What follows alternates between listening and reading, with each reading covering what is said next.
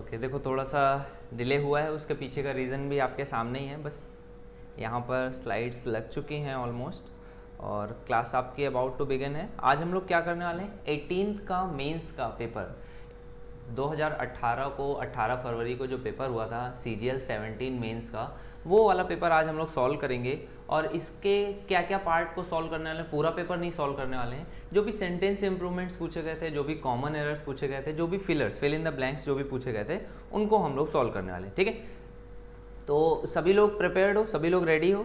एक बार अगर शेयर कर दो, जब तक कि क्लास प्रिपेयर हो रही है तब तक अगर आप लोग शेयर कर दोगे तो अच्छा रहेगा सभी लोग, ताकि इन क्लासेस का फ़ायदा उठा सकें। देखो कल की क्लास में कुछ अच्छे वन वर्ड सब्स्टिट्यूशंस भी थे जिनके आंसर्स जो दिख रहा था क्वेश्चन में वो आंसर नहीं था, कुछ डिफरेंट आंसर था, तो उसको कमेंट को पिन भी किया गया है। एक बार फिर से मैं उसको प्रॉपरली पिन कर दूंगा, ठीक है। और एक कमेंट आपको मिलेगा वहां पर जो कि करेक्ट होगा, ठीक है। तो लास्ट क्लास को जिन लोगों ने भी देखा है उसको करेक्ट आंसर्स उन लोगों को एक बार चेक कर लेना, ठीक है, क्योंकि अच्छे क्वेश्चन थे, काफ़ी अच्छे क्वेश्चन थे। आज भी हम लोग वैसे ही सॉल्व करने वाले हैं। स्टार्ट करेंगे हम लोग पहले फिल इन द ब्लैंक से, उसके बाद कहाँ पर आएंगे, उसके बाद फिर से हम लोग वर्क करेंगे कॉमन एरर्स और सेंटेंस इंप्रूवमेंट में, और फाइनली हम लोग फिर से वन वर्ड सब्स्टिट्यूशंस पे आएंगे, ठीक है। तो स्टार्ट क्वेश्चन है आपका फिल इन द ब्लैंक्स का, आपके सामने आ चुका है और हम लोग शुरू करेंगे, ठीक है। तो ग्रामर के ज़्यादातर पोर्शंस कंप्लीट हो गए हैं, अब जो थोड़े बहुत पोर्शंस बचे हैं उन्हें हम लोग अल्टरनेट डेज पे जब भी पॉसिबल होगा करेंगे, ठीक है। अभी आपको आज 100 क्वेश्चंस का ये सेट नंबर 2 है, इसको सॉल्व करना है। पहला क्वेश्चन आपके सामने है, सभी लोग लड़ाई के लिए तैयार हो? बिल्कुल, तो लड़ने के लिए अगर आप तैयार हो गए हो तो फटाफट स्टार्ट कर दो। पहला क्वेश्चन आपके सामने आ चुका है। पहले क्वेश्चन का आंसर क्या हो गया भाई? गैलीलियो क्या था? First scientist to recognise clearly that the only way to further our understanding of the physical world was to experiment. पहले क्वेश्चन का आंसर क्या होगा? पहले क्वेश्चन का आंसर क्या होना चाहिए? गैलीलियो पहला ऐसा साइंटिस्ट था जिसने रिकॉग्नाइज किया था क्लियरली, क्या रिकॉग्नाइज किया था? ओनली वे टू फर्दर बढ़ाने के लिए हमारी understanding of physical world was to experiment. तो क्या होना चाहिए यहाँ पे? करेक्ट आंसर क्या होना चाहिए? पहले क्वेश्चन का आंसर क्या होना चाहिए भाई? एनिहिलेट, रिजॉर्ट, इमर्ज या सस्पेक्ट? देखो एनिहिलेट का मतलब क्या होता है? आप बोलोगे एनिहिलेट मतलब क्या होता है? विनाश करना या खत्म करना, ठीक है। रिजॉर्ट का मतलब क्या होता है? किसी चीज पे रिलाई करना या भरोसा करना है। इमर्ज, आप जब देखते हो कुछ चीजें अपने आप इमर्ज होकर के आती है, बाहर आती है, ठीक है। सस्पेक्ट करना भी मतलब सही वर्ड नहीं होगा, तो एक्सपेक्ट आप क्या करोगे? एक्सपेरिमेंट्स पे क्या करोगे? रिजॉर्ट करोगे, भरोसा करोगे, ठीक है। तो 32 यानी कि जो fill in the blanks question number था पेपर में, उस पे 32 क्वेश्चन का आंसर क्या हो जाएगा? रिजॉर्ट करना। बात समझ में आ रही सभी को? चलो 33 का आंसर क्या आएगा? Private companies do not produce new varieties and inputs as a result of their own research. तो ऐसा क्यों करते हैं? Private companies do not produce new varieties and inputs, वो नहीं करते हैं as a result of their own research. तो ये काम वो लोग नहीं करते हैं बिल्कुल भी।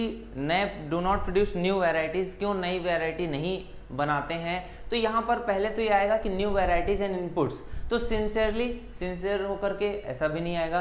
परपेटली मतलब पर्पस के साथ, ऐसा भी नहीं है। इंटायरली, एक भी ये लोग ऐसा बिल्कुल भी कोशिश नहीं करते हैं, पूरी तरह से इंटायरली नहीं बनाते हैं। और परपेटली क्यों नहीं होगा? क्योंकि यहाँ पर दिया हुआ है, उसका रीजन दिया हुआ है as a result of their own research. उन्होंने क्योंकि ये चीज़ रिसर्च करी हुई है कि नई वैरायटी या नया इनपुट देने से वहाँ पर क्या होता है, कुछ भी उनको प्रॉफिट नहीं होता होगा। इस वजह से जो भी प्राइवेट कंपनीज हैं वो नए वैरायटी या इनपुट्स को नहीं बनाते हैं इंटायरली, बिल्कुल पूरी तरह से। वो लोग क्या करते हैं? As a result of their own research, अपनी रिसर्च की वजह से क्या करते हैं? Private companies do not produce, बिल्कुल भी नहीं बनाते हैं न्यू वैरायटी या इनपुट। बात समझ में आई? तो थर्ड का आंसर क्या होगा? C part. 33 का सी हो जाएगा।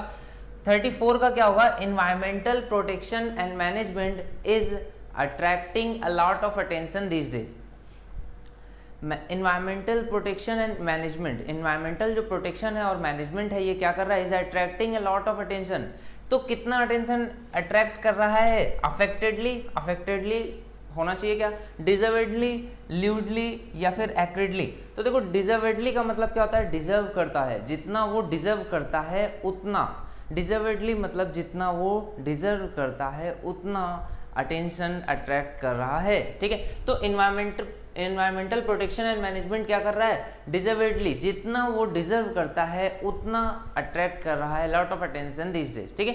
तो डिजर्वेडली आएगा, करेक्ट आंसर आपका क्या होना चाहिए, जितना वो डिजर्व करता है उतना वो अट्रैक्ट कर रहा है, अट्रैक्शन दिस डेज, ठीक है, अटेंशन उतना वो अट्रैक्ट कर रहा है। अफेक्टेडली नहीं होगा, एक्टेडली नहीं होगा, कम होता है, लिवडली का भी सेंस कम में आएगा, तो ये क्या होगा, डिजर्वेडली, जितना वो डिजर्व करता है उतना, ना कि कम ना ही ज्यादा, ठीक है। तो ये हो जाएगा। नेक्स्ट आ जाओ, नेक्स्ट दो और आपके फिलर्स हैं, इनको भी आपको फिल करना है। 35 parliament attack, there are many theories. जो पार्लियामेंट अटैक है उसके पीछे बहुत सारी थ्योरीज हैं। तो कैसा पार्लियामेंट अटैक, कौन सा पार्लियामेंट अटैक की बात हो रही है, तो आप बोलोगे रियलाइजिंग, रियलाइज करते हुए नहीं, कंसर्निंग, जिसके बारे में बात हो रही है, कंसर्न, उसी की ही बात हो रही है, तो कंसर्निंग पार्लियामेंट अटैक ये बन सकता है। रिसरेक्टिंग, रिसरेक्टिंग मतलब कि किसी चीज को पुनः जीवित करना, तो पुनः जीवित करने के लिए भी बात नहीं आएगी।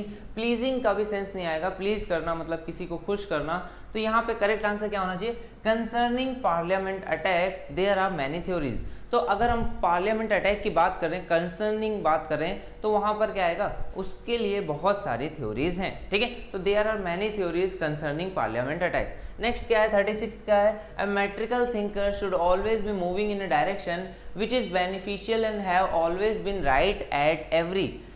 जो हमेशा सही रहे, have always been right at every, every के साथ या तो मूवमेंट आता है, हर एक मूवमेंट पे आप सही रहो, या फिर क्या आएगा, एवरी हाइट, ये नहीं बन रहा है, एवरी स्ट्राइड, स्ट्राइड का मतलब क्या होता है, पग या फिर कदम, ठीक है।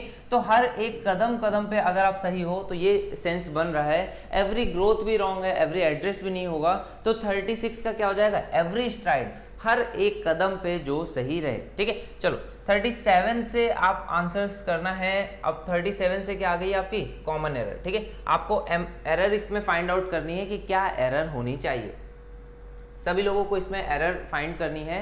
There is direct evidence that when learning occurs neurochemical communication between neurons is facilitated and less input is required.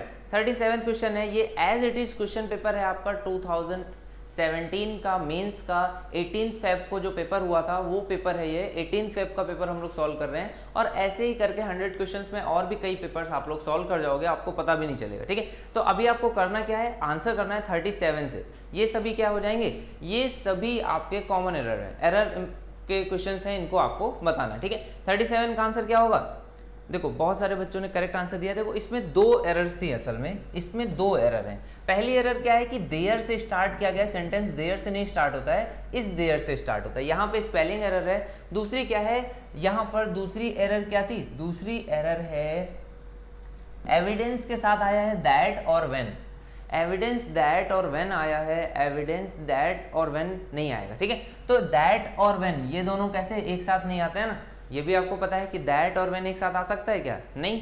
तो यहाँ पर क्या होगा, 37 में फर्स्ट पार्ट में ही एरर है, और एक नहीं दो दो एरर है, ठीक है। तो फर्स्ट पार्ट में दो दो एरर क्या है, देयर भी आ गया और दैट और व्हेन भी आ गया, तो दैट और व्हेन को भी आपको हटाना होगा। बात समझ में आ रही है, ठीक है, ओके। देयर होगा, बात समझ में आ रही है, देयर एक तो यहीं पे एरर है, और एक दूसरी एरर क्या है, दैट और व्हेन के लिए, ठीक है। 37 हो गया। 38 पे आ जाओ। 38 पे आंसर क्या होगा, You occasionally stop to admire the intellectual scenery, or you sometimes retrace your steps to make sure you had seen everything. 38 का आंसर आपको सभी को बताना है। 38 का आंसर क्या होगा, ठीक है, सभी लोगों को फटाफट आंसर करना है। 38 क्वेश्चन नंबर है। 38 क्वेश्चन नंबर का आंसर क्या होना चाहिए भाई, क्वेश्चन नंबर है 38 आपके सामने। 37 में फर्स्ट पार्ट में एरर है, फर्स्ट पार्ट में आपने एरर बता दी, दैट इज करेक्ट। उसके बाद उसमें क्या करेक्शन वो करते हैं वो उतना मैटर नहीं करता है। 38 में क्या एरर है आपको बताना है। 38 में क्या हो जाएगा, you occasionally stop to admire the intellectual scenery, और you sometimes retrace your steps to make sure you had seen everything. देखो 38 कैसे बोल रहा है कि जैसे आप कहीं घूमने गए, ठीक है, जैसे कहीं पर आप घूमने गए तो आप क्या करते हो, you occasionally stop to admire the intellectual scenery. आप अचानक से रुक जाते हो और क्या करते हो, कोई भी एक इंटेलेक्चुअल एकदम अच्छी सी कोई सीनरी होती है उसको आप देखने लगते हो। या फिर कभी आप क्या करते हो, और you sometimes retrace your steps, या फिर आप क्या करते हो, अपने कदमों को पीछे खींचते हो, वापस जाते हो, क्या करने के लिए, to make sure you have seen everything, कि आपने सब कुछ देख लिया है। ठीक है, तो ऐसा ही कुछ होता है जब आप कहीं घूमने जाते हो, आप पहले क्या करते हो, कुछ चीज़ों को देखने लग जाते हो, रुक जाते हो, स्टॉप करते हो, और फिर क्या करते हो, वापस आते हो कि कहीं कुछ छूट तो नहीं गया, यही आप कहना चाहते हो ना। तो जब यहाँ पर आपका सेंटेंस कुछ एक ही सेंस में है और स्टार्ट से लेकर के ये अगर प्रेजेंट में है, तो आगे आप सडनली इसमें पास्ट में इसको नहीं ले जा सकते हो ना। पूरा अगर आपका प्रेजेंट में सेंस है तो यहाँ पर आप क्या बोलोगे, इसको ये कि हर चीज आप देख चुके हो, इसको भी प्रेजेंट में बोलना पड़ेगा, यू हैव सीन एवरीथिंग होगा। ठीक है, आप अगर हर चीज देख चुके हो इस सेंस में बोल रहे हो तो भी आप क्या बोलोगे, and you retrace sometimes retrace your steps to make sure you have seen everything। बात समझ में आ रही है। तो यहाँ पर had की जगह पर क्या हो जाएगा, have हो जाएगा। ठीक है, ओके, करेक्ट है। स्टॉप टू एडमायर भी करेक्ट है, इसमें एडमायरिंग जरूरी नहीं है, स्टॉप टू एडमायर, आप किसी जगह पर रुकते हो टू एडमायर, चीजों को देखने के लिए, एडमायर करने के लिए। ठीक है, तो यहाँ पर करेक्शन क्या होगा, हैड की जगह पर आ जाएगा हैव। चलो नेक्स्ट आपका क्वेश्चन है, sometimes it appears as if, 39 question से आंसर आपको करना है। Sometimes it appears as if they are deliberately limiting their chances of survival in order to observe some customary और taboo। ठीक है, 39 का आंसर देना है स्टॉप टू एडमायर, भी आप बोल सकते हो स्टॉप एडमायरिंग, या तो स्टॉप एडमायरिंग बोलोगे या फिर स्टॉप टू एडमायर, दोनों ही करेक्ट हैं। स्टॉप के बाद जेरंड फॉर्म आती है, बट यहाँ पर आपको एक और चीज़ देखनी है कि पहले आपका टेंस का फॉर्म एरर है या फिर टेंस और वर्ब, इनमें एरर पहले हम लोग देखते हैं। तो टेंस उनसे भी पहले आता है, तो टेंस में अगर एरर है वहाँ पर पास्ट कर दिया जबकि प्रेजेंट टेंस होना चाहिए, तो पहले आप टेंस की एरर को पकड़ोगे। ठीक है, तो टेंस में सबसे पहले अगर एरर है तो टेंस करेक्ट है, उसके बाद आपको देखना है वर्ब में। ये दो ही मेन एरर्स हैं, इन दोनों में आपको करेक्ट होना चाहिए। ठीक है, 39 का आंसर आ चुका है, बहुत सारे बच्चों का सी आंसर आ रहा है। Sometimes it appears as if they are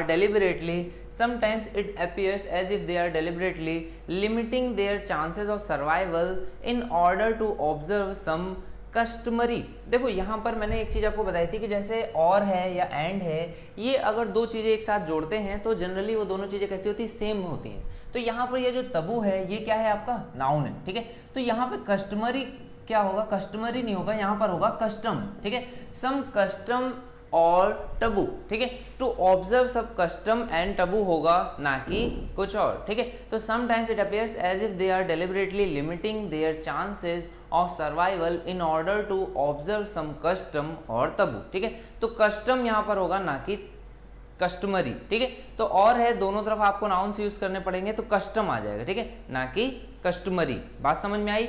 40 का आंसर देखेंगे आप लोग, सभी लोग 40 का आंसर करोगे। The vast majority of people are consuming suboptimal amounts of most micronutrients and most of the micronutrients concerning are safe, concerning are very safe. ठीक है, 40 का आंसर आपको करना है। 40 का आंसर क्या होगा, द वैस्ट मेजॉरिटी ऑफ, बिल्कुल आशुतोष आशु आपने बिल्कुल सही बोला था, करेक्ट आंसर आपका आया। हाँ, लिमिटिंग सही है, लिमिटिंग में कोई एरर नहीं है। लिमिटिंग आप करते हो, किसी भी चीज़ को रोकने के सेंस में आता है तो हम लोग क्या करते हैं, limiting the chance of survival, बचने के जो भी चांस है उनको क्या करते जा रहे हैं हम लोग, धीरे धीरे कम करते जा रहे हैं, डिलिबरेटली मतलब जानबूझ करके। ठीक है, the vast majority of people are consuming suboptimal amounts of most micronutrients and most of the micronutrients concerning are very safe. तो कंसर्निंग करेक्ट है क्या, देखो दो चीजें मैंने आपको बताई थी कि जो भी एडजेक्टिव होता है, एडजेक्टिव आप कैसे बनाते हो, दो तरह से बनाते हो, वर्ब में आईएनजी फॉर्म जोड़ करके या फिर वर्ब की थर्ड फॉर्म से भी एडजेक्टिव बनता है। ठीक है, तो यहाँ पर ये चीजें आपको देखनी होती है कि जब भी किसी चीज का अफेक्ट चल रहा होता है, जैसे मैंने आपको बताया था स्टीमिंग कप ऑफ टी, चाय की जो प्याली है वो कैसी है, अभी भी गर्म है, तो यहाँ पर आएगा वर्ब प्लस आईएनजी, वहां पे स्टीम्ड कप ऑफ टी नहीं यूज करेंगे। लेकिन जब यहाँ पे माइक्रो न्यूट्रिएंट्स की बात हो रही है तो कंसर्निंग नहीं आएगा, यहाँ पर क्या आएगा, कंसर्न्ड। ठीक है, वर्ब की थर्ड फॉर्म यहाँ पर हम लोग यूज करेंगे कंसर्न्ड माइक्रो न्यूट्रिएंट्स। ठीक है, micro nutrients concerned are very safe, तो करेक्शन क्या हो जाएगा, कंसर्न्ड आएगा, ना कि कंसर्निंग। तो यहाँ पर एरर है, इस पार्ट को आपको करेक्ट करना है। ठीक है, ये बात समझ में आई। 41 पे आ जाओ सभी लोग, 41 का आंसर करेंगे। 41 का आंसर क्या होगा, India, a country of more than 1 billion population, is emerged as the economic super power of the world. तो इंडिया एक कंट्री है, यहाँ पर सेंस कैसा जा रहा है आपका, is emerged as the economic super power of the world. 41 में आंसर क्या होना चाहिए भाई, सभी लोगों को 40 का आंसर सभी का करेक्ट आ रहा है, वेरी नाइस। 41st का आंसर क्या होना चाहिए, सभी को करेक्ट आंसर देना है। 41st में देखो आपको एक चीज याद रखनी है कि इज के साथ अगर वर्ब की थर्ड फॉर्म आई है तो ये कब पॉसिबल है, ये तभी पॉसिबल है जब हम लोग पैसिव के केस पढ़ते हैं, ठीक है। एक्टिव वॉइस के हम लोग जब पैसिव वॉइस में जाएंगे तब हम लोग इस चीज को देखेंगे, इसका यूज सीखेंगे, ठीक है। लेकिन अभी आप जब देखोगे तो यहाँ पर आपका सब्जेक्ट पहले है, ये तो एक्टिव वॉइस में है सेंस, तो इज के साथ वर्ब की थर्ड फॉर्म यूज करना कहाँ करेक्ट है, ये तो करेक्ट नहीं है। तो आपको ये पता चला कि यहाँ पर ही इस पार्ट में एरर है, लेकिन इज करेक्ट है या इमर्ज्ड करेक्ट है, किसको आप करेक्ट मानोगे। तो आप सेंटेंस को पढ़ोगे, India a country of more than 1 billion population, is emerged की जगह पर अगर मैं कहूं हैज इमर्ज्ड तो ये बेटर सेंस देगा बजाय कि इज के, ठीक है। तो यहाँ पे करेक्शन क्या होगा, has emerged as the economic super power of the world, ठीक है। तो पैसिव में सेंस नहीं जाएगा क्योंकि आपका सब्जेक्ट पहले है, आप इसके बारे में ही बात कर रहे हो। India country of more than 1 billion population has emerged as the economic super power of the world, correct है। तो 41st का भी आंसर सभी को करेक्ट समझ में आ गया। चलो नेक्स्ट पे आ जाओगे, 41st के आगे आ जाएगा 42nd का आंसर आप सभी को करना है। 42nd का आंसर क्या आएगा, ए जज must be slow in anger, a जज must be slow in anger and quick to forgive, otherwise he may risk abusing his powers, ठीक है। एक जो जज होता है वो must be slow in anger, उसको गुस्सा भी कम करना चाहिए, एंड क्विक टू फॉरगिव, और जल्दी से छोड़ भी देना चाहिए, ठीक है। तो देखो यहाँ पर एंड से जुड़े हुए हैं दो फ्रेजेस, छोटे छोटे से फ्रेजेस हैं। तो यहाँ पर आपने एक जगह पर प्रीपोजिशन यूज करी इन और एक जगह पर प्रीपोजिशन यूज करी है टू, ठीक है। अब स्लो इन एंगर भी हो सकता है, स्लो टू एंगर भी हो सकता है, ठीक है। तो एंड के साथ जब आप यूज करोगे तो सेम प्रीपोजिशन को प्रेफर करोगे, स्लो टू एंगर, ठीक है, slow to anger and quick to forgive, ठीक है। तो आप क्या बोलोगे, जज must be slow to anger, slow होना चाहिए किसके लिए, एंगर के लिए, एंड क्विक टू फॉरगिव, और फटाफट क्या कर देना चाहिए, उसे माफ कर देना चाहिए, quick to forgive, otherwise he may risk, otherwise क्या हो सकता है, वो रिस्क ले सकता है किस चीज का, टू अब्यूज या फिर abusing, risk abusing his powers, वो रिस्क कर सकता है क्या करने का, अपनी पावर्स का दुरुपयोग करने का, गाली देने के सेंस में नहीं आएगा, रिस्क अब्यूजिंग हिज पावर्स, वो अपनी पावर्स का दुरुपयोग कर सकता है, ठीक है। Must be slow to anger and quick to forgive, इस तरह से ही बोला जाता है कि जब भी आप एंड से जोड़ते हो तो दो प्रीपोजिशन सेम वे में ही आप यूज करने की कोशिश करते हो, ठीक है।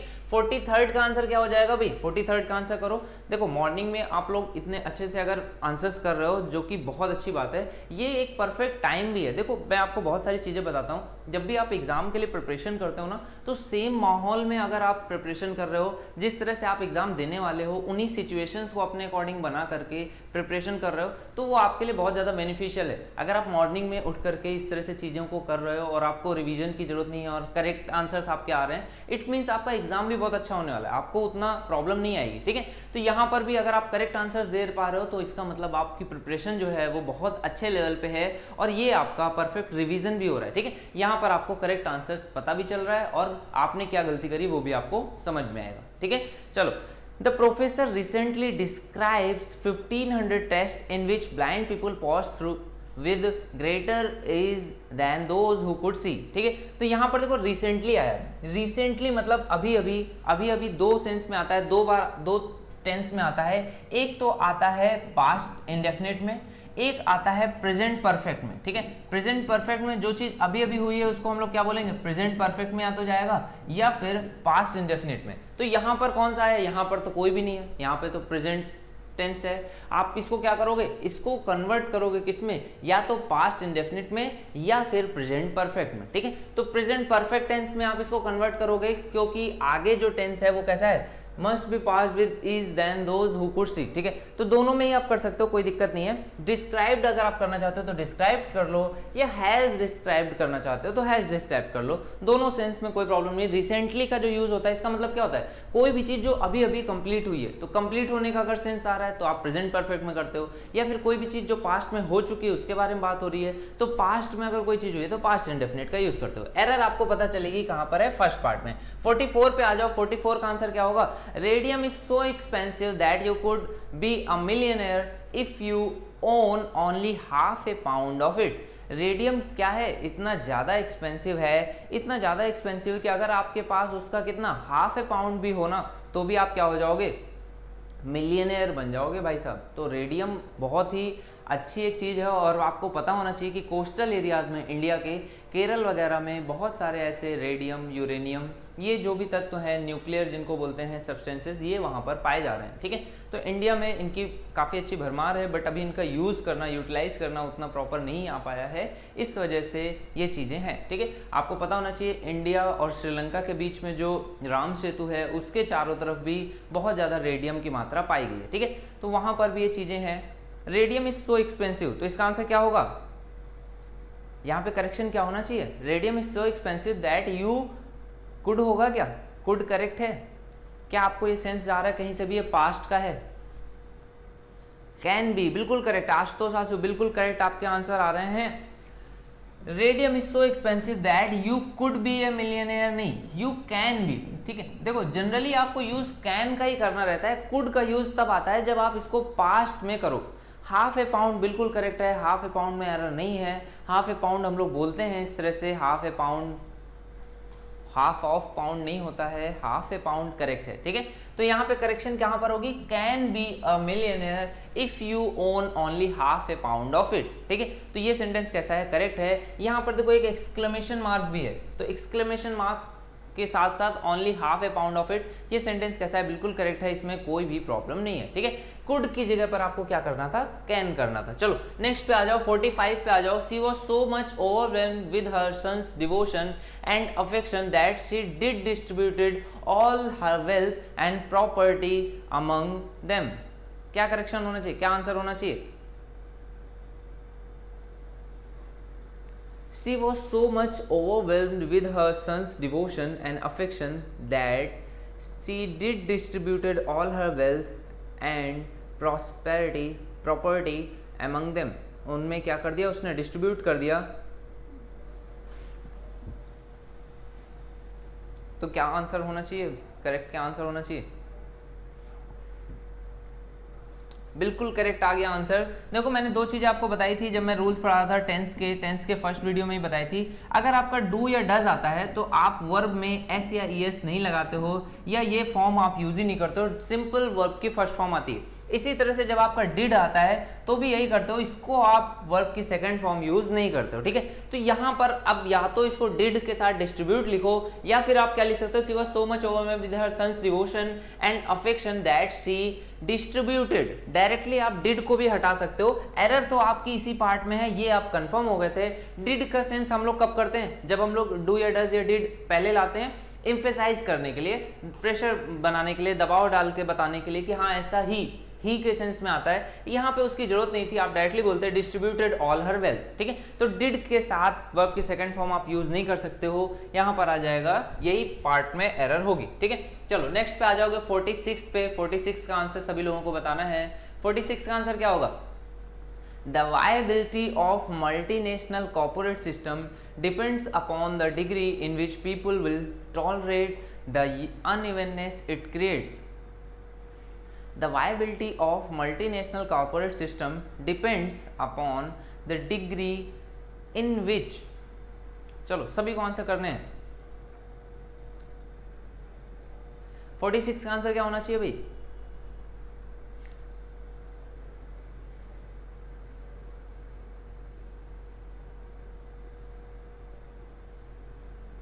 The viability of multinational corporate systems depends upon the degree in which people will tolerate the unevenness it creates.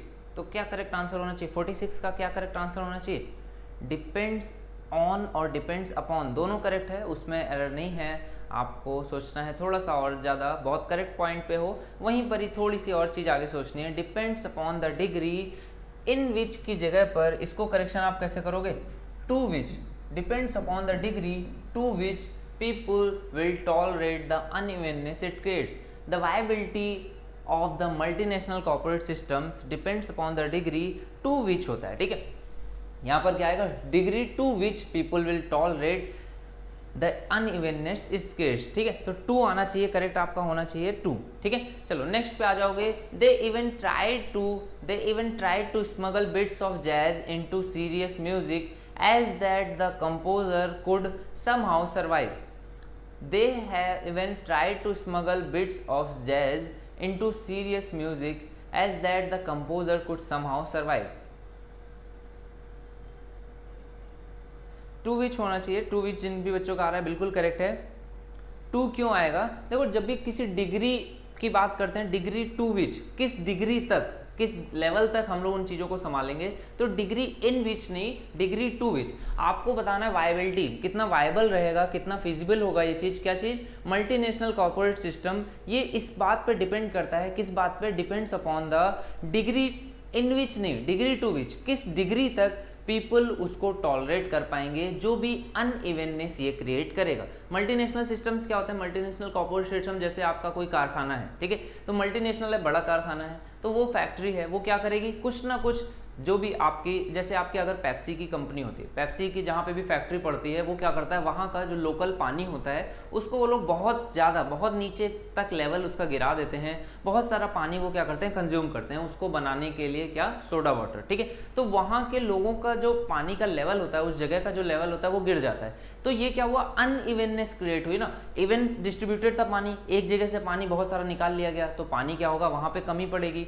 तो इस तरह से क्या होता है, ये जितनी भी फैक्ट्रीज हैं, मल्टीनेशनल कॉर्पोरेट सिस्टम्स हैं, ये कब तक वियर करेंगे, कब तक वायलेट करेंगे, इनकी वायबिलिटी क्या रहेगी, जब तक कि ये क्या नहीं होती है, डिग्री, किस डिग्री तक लोग इसको टॉलरेट कर पाएंगे, ये इसी बात पे डिपेंड करता है, ये सेंस है, ठीक है। 47 का बहुत सारे बच्चों का आंसर आ गया। 47 का आंसर क्या होगा, एज दैट नहीं होगा सर, बिल्कुल करेक्ट भाई, एज दैट नहीं होता है, सो दैट होता है, ठीक है। सो दैट का आप यूज कर सकते हो। अगर आप ये चीज नहीं भी बता पाए लेकिन एज दैट में आपको एरर दिखी, तो ये भी करेक्ट सेंटेंस था, करेक्ट आंसर आया कि एज दैट नहीं, सो दैट होना चाहिए, ठीक है। The bits of jazz, smuggle bits of jazz into serious music, as that नहीं, यहां पर क्या होगा, so that the composer could somehow survive. बात समझ में आ रही है, तो बी पार्ट में एरर आपकी होनी चाहिए। चलो नेक्स्ट पे आ जाओगे 48। Together with empowerment there has to be a culture of personally accountability.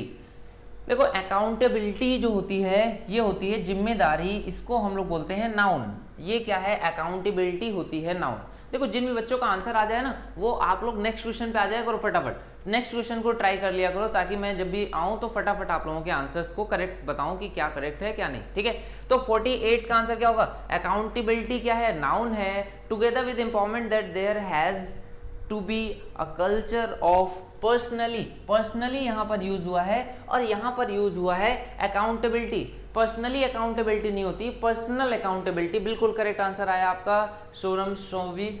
ये क्या है, यहाँ पर एडजेक्टिव यूज होना चाहिए, ना कि एडवर्ब। तो एडजेक्टिव यूज करोगे, क्यों, क्योंकि अकाउंटेबिलिटी क्या है, ये आपका नाउन है, अकाउंटेबिलिटी नाउन है, तो उसके साथ आएगा एडजेक्टिव। पर्सनली नहीं, पर्सनल अकाउंटेबिलिटी, आपकी खुद की जो जिम्मेदारियां हैं उसके लिए आएगा पर्सनल अकाउंटेबिलिटी। बात समझ में आ गई। 49 पे आ जाओ फटाफट से। Students who attempted the questions paper, questions paper नहीं होता है भाई, students who attempted the questions paper, questions paper नहीं, क्वेश्चन पेपर, ठीक है। क्वेश्चंस पेपर में एरर है, आपको फर्स्ट पार्ट में एरर दिख गई होगी। 49 में क्या हो जाएगा, ए पार्ट आंसर हो जाएगा। have met some of their professors seeking informed answers to those questions। informed answers में कोई प्रॉब्लम नहीं है। informed आपने क्या किया, वर्ब की थर्ड फॉर्म यूज करके उसके लिए एडजेक्टिव बनाया है। कैसे आंसर्स जो उसको बताए गए थे, इन्फॉर्म किए गए थे टू दीज क्वेश्चंस, उसको क्या करने के लिए, seeking informed answers to these question, वो क्या किया, अपने कुछ प्रोफेसर से मिला। तो यहाँ पे क्वेश्चंस पेपर नहीं होकर के क्वेश्चन पेपर होगा, ये पार्ट में एरर थी। चलो नेक्स्ट में आ जाओगे 50th पे, आपको आंसर करना है। करेक्ट आंसर क्या होगा आपको बताना है, ठीक है। चलो I had forgotten all such things just for the sake of greater good of everyone. क्या होगा? I had forgotten all such things, मैं हर चीज़ को भूल गया, भूल चुका था, all such things for the sake of, किसके भले के लिए? greater good, बेहतर भले के लिए सभी के, greater good of everyone. किसने कहा? said their leader, said their leader, their leader वहां पर जो खड़ा हुआ लीडर था उसने कहा क्या? या फिर उन सब का जो लीडर होगा उसने कहा होगा?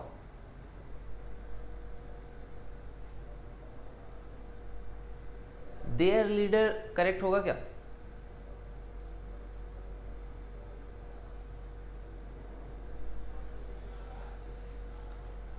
देखो यहाँ पर इस पार्ट में आपके एरर है. ग्रेटर गुड ऐसे इस सेंस में बोलते हैं कि जो भी हो रहा है उसमें बेटर, ठीक है, ग्रेटर गुड ऑफ एवरीवन, बेहतर भले के लिए उसने बोला है, ठीक है. तो वो उस पार्ट में तो एरर नहीं है उतनी. इस पार्ट में आप देखो देयर लीडर नहीं होगा, वहां पर जो खड़ा हुआ लीडर था वो नहीं बोल रहा है, उन सबका जो लीडर है उसके बारे में बात हो रही, तो देयर लीडर नहीं होगा, यहाँ पर होगा देयर इस सेंस में, ठीक है. तो देयर में एक तो एरर है, यहाँ पर इस पार्ट में आपको चेक करना है, ठीक है. For the sake of the greater good of, greater good everyone, greater good of everyone है, थोड़ा सा ये इधर की जगह है, चलो ठीक है. Greater good of everyone said there leader, उनके लीडर ने ये चीज कही. बेहतर भले के लिए जो ग्रेटर गुड है, sake of greater good, sake of the greater good, ये ग्रेट गुड नहीं होगा, ग्रेट गुड तो नहीं होगा, ग्रेटर गुड मतलब कि जो बेहतर जो भला हो उसके लिए बोल रहा है, तो ग्रेटर गुड फिर भी ठीक है, ग्रेट गुड तो नहीं होगा. ग्रेटर के पहले दा सही है या नहीं? ग्रेटर के पहले दा, क्योंकि ये दा ग्रेटर के पहले के सेंस में नहीं आ रहा है, ये आ रहा है नाउन ऑफ और नाउन इस सेंस में आ रहा है. ग्रेटर गुड ऑफ एवरीवन, तो ग्रेटर गुड ऑफ एवरीवन, तो ग्रेटर गुड किसका? सभी का, तो उसके लिए ये आपका नाउन आ रहा है. जैसे यहाँ पर सेक ऑफ ग्रेटर गुड है ना, तो यहाँ पर ये नाउन ऑफ नाउन आया ना, तो ये दा इस वजह से आ रहा है क्योंकि यहाँ पर नाउन ऑफ नाउन फ्रेज है, ठीक है.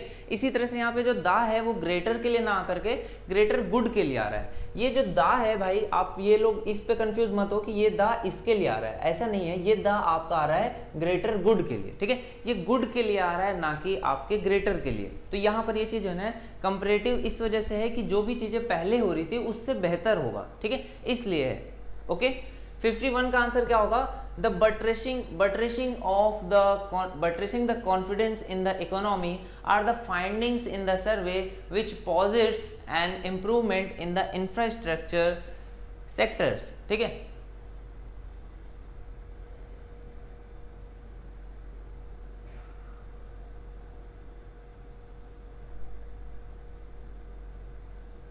देखो जब भी आप ये बोलोगे ना कि मैं हर चीज भूल गया था सभी के भले के लिए, तो अगर आप ये बोल रहे हो कि द ग्रेटेस्ट गुड होगा, तो ये चीज़ तो गलत है. क्यों गलत है? क्योंकि आपके भूल जाने से सबका जो भी है वो सबसे बेस्ट सुपरलेटिव डिग्री पॉसिबल नहीं है. हाँ, अगर आप चीज़ों को भूल जाओगे तो जो किसी का कुछ थोड़ा भला हो रहा था उससे इम्प्रूव होगा, बट उनका सुपरलेटिव डिग्री नहीं चला जाएगा, है ना. सेंटेंस को आप थोड़ा सा पढ़ो, उसके अकॉर्डिंग सेंस देखोगे तो ग्रेटर गुड करेक्ट है और दा लगा है नाउन ऑफ नाउन के सेंस में, ठीक है. चलो 51 का आंसर क्या आएगा? Buttressing the confidence in the economy are the findings in the survey which posits an improvement in the infrastructure sectors. नहीं, फाइंडिंग जो है वो नाउन होता है, उसका प्लूरल भी बनता है, उसमें कोई प्रॉब्लम नहीं है. इज द फाइंडिंग नहीं. Buttressing the confidence in the economy are the finding in the survey which posits. Buttressing the confidence in the economy is the finding. हाँ, ये भी करेक्शन है, ये भी बिल्कुल करेक्ट है. Buttressing यहाँ पर ये कैसा है? सिंगुलर है. in the economy are the findings की जगह पर क्या हो जाएगा? is the finding. बिल्कुल करेक्ट है, is the finding होगा, बिल्कुल करेक्ट है. यहाँ पर इस पार्ट में एरर है. ये कैसा है? आपका सिंगुलर हो गया तो is the होना चाहिए. बिल्कुल करेक्ट है भाई. is the finding in the survey which posits an improvement in the infrastructure. बिल्कुल करेक्ट आंसर आएगा 51 का, is the finding हो जाएगा, करेक्ट है. चलो 52 पे आ जाओ फिर. 51 का बिल्कुल करेक्ट, सभी का आंसर 51 का भी आ गया. 52 में आ जाओ. A government has decided to strengthen the state's capacity to move away from a lead already obsolete one size fits all approach. क्या होना चाहिए करेक्ट आंसर? 52 का। 52 का आंसर क्या होगा? बहुत ही अच्छा क्वेश्चन है, इसका आपको सभी को आंसर देना है। 52 का सेकंड पार्ट बच्चों का आंसर आ रहा है। रीजन क्या है सेकंड पार्ट का? रीजन क्या होना चाहिए? क्या आपने इस चीज को ध्यान दिया? From A already, from A already या फिर फ्रॉम एन ऑलरेडी, बिल्कुल करेक्ट है। फ्रॉम एन ऑलरेडी, बिल्कुल करेक्ट आंसर्स आ गए हैं सभी के। देखो छोटी छोटी चीजें हैं, आपको ध्यान देना है। जितना आप एक बार ध्यान से पढ़ लोगे एक ही बार में आपका करेक्ट आंसर आ जाएगा। Policy makers will think hard about creating an appropriate legal framework to prevent the capture of regulatories। क्या करेक्ट होना चाहिए भाई? सभी लोगों को करेक्ट आंसर देने हैं, यहां पर आपको वेट नहीं करना है, बिल्कुल करेक्ट आंसर आ रहे हैं। Policy makers will think hard about creating an appropriate legal framework to prevent the capture of regulatories. नहीं, रेगुलेटरीज क्या होती हैं? जो बनाती हैं, जो भी रेगुलेशंस बनाती हैं उसके लिए। लेकिन आप क्या चाह रहे हो? स्पेशल इंटरेस्ट के लिए जो भी कैप्चर हो जाता है, क्या हमारा कानून, हमारे नियम, रेगुलेशंस, वो ना हो, इस सेंस में बात हो रही है। रेगुलेटरीज के लिए नहीं बात हो रही। जो भी हमारे रेगुलेशंस होते हैं, जो भी हमारे कानून होते हैं, इस तरह का पॉलिसी मेकर्स को कुछ इस तरह का अप्रोप्रिएट लीगल फ्रेमवर्क तैयार करना चाहिए जिससे क्या हो? प्रिवेंट, रुके क्या? कैप्चर ऑफ किसका? रेगुलेशंस होना चाहिए, ठीक है, ना कि रेगुलेटरीज। तो बिल्कुल करेक्ट आंसर आया है हिमांशु बिल्कुल करेक्ट आपका आंसर है। रेगुलेशंस होना चाहिए, रेगुलेटरीज नहीं, ठीक है, रेगुलेशन, ठीक है, नियमों के बारे में बात हो रही है। चलो नेक्स्ट पे आ जाओगे, फटाफट अब स्टार्ट करते हैं, थोड़ा सा स्पीड बढ़ाते हैं। 54 का आंसर क्या होना चाहिए? 54 का आंसर क्या आएगा? People will see bitcoins current price rise as merely a reflection of their bright future as a stateless currency।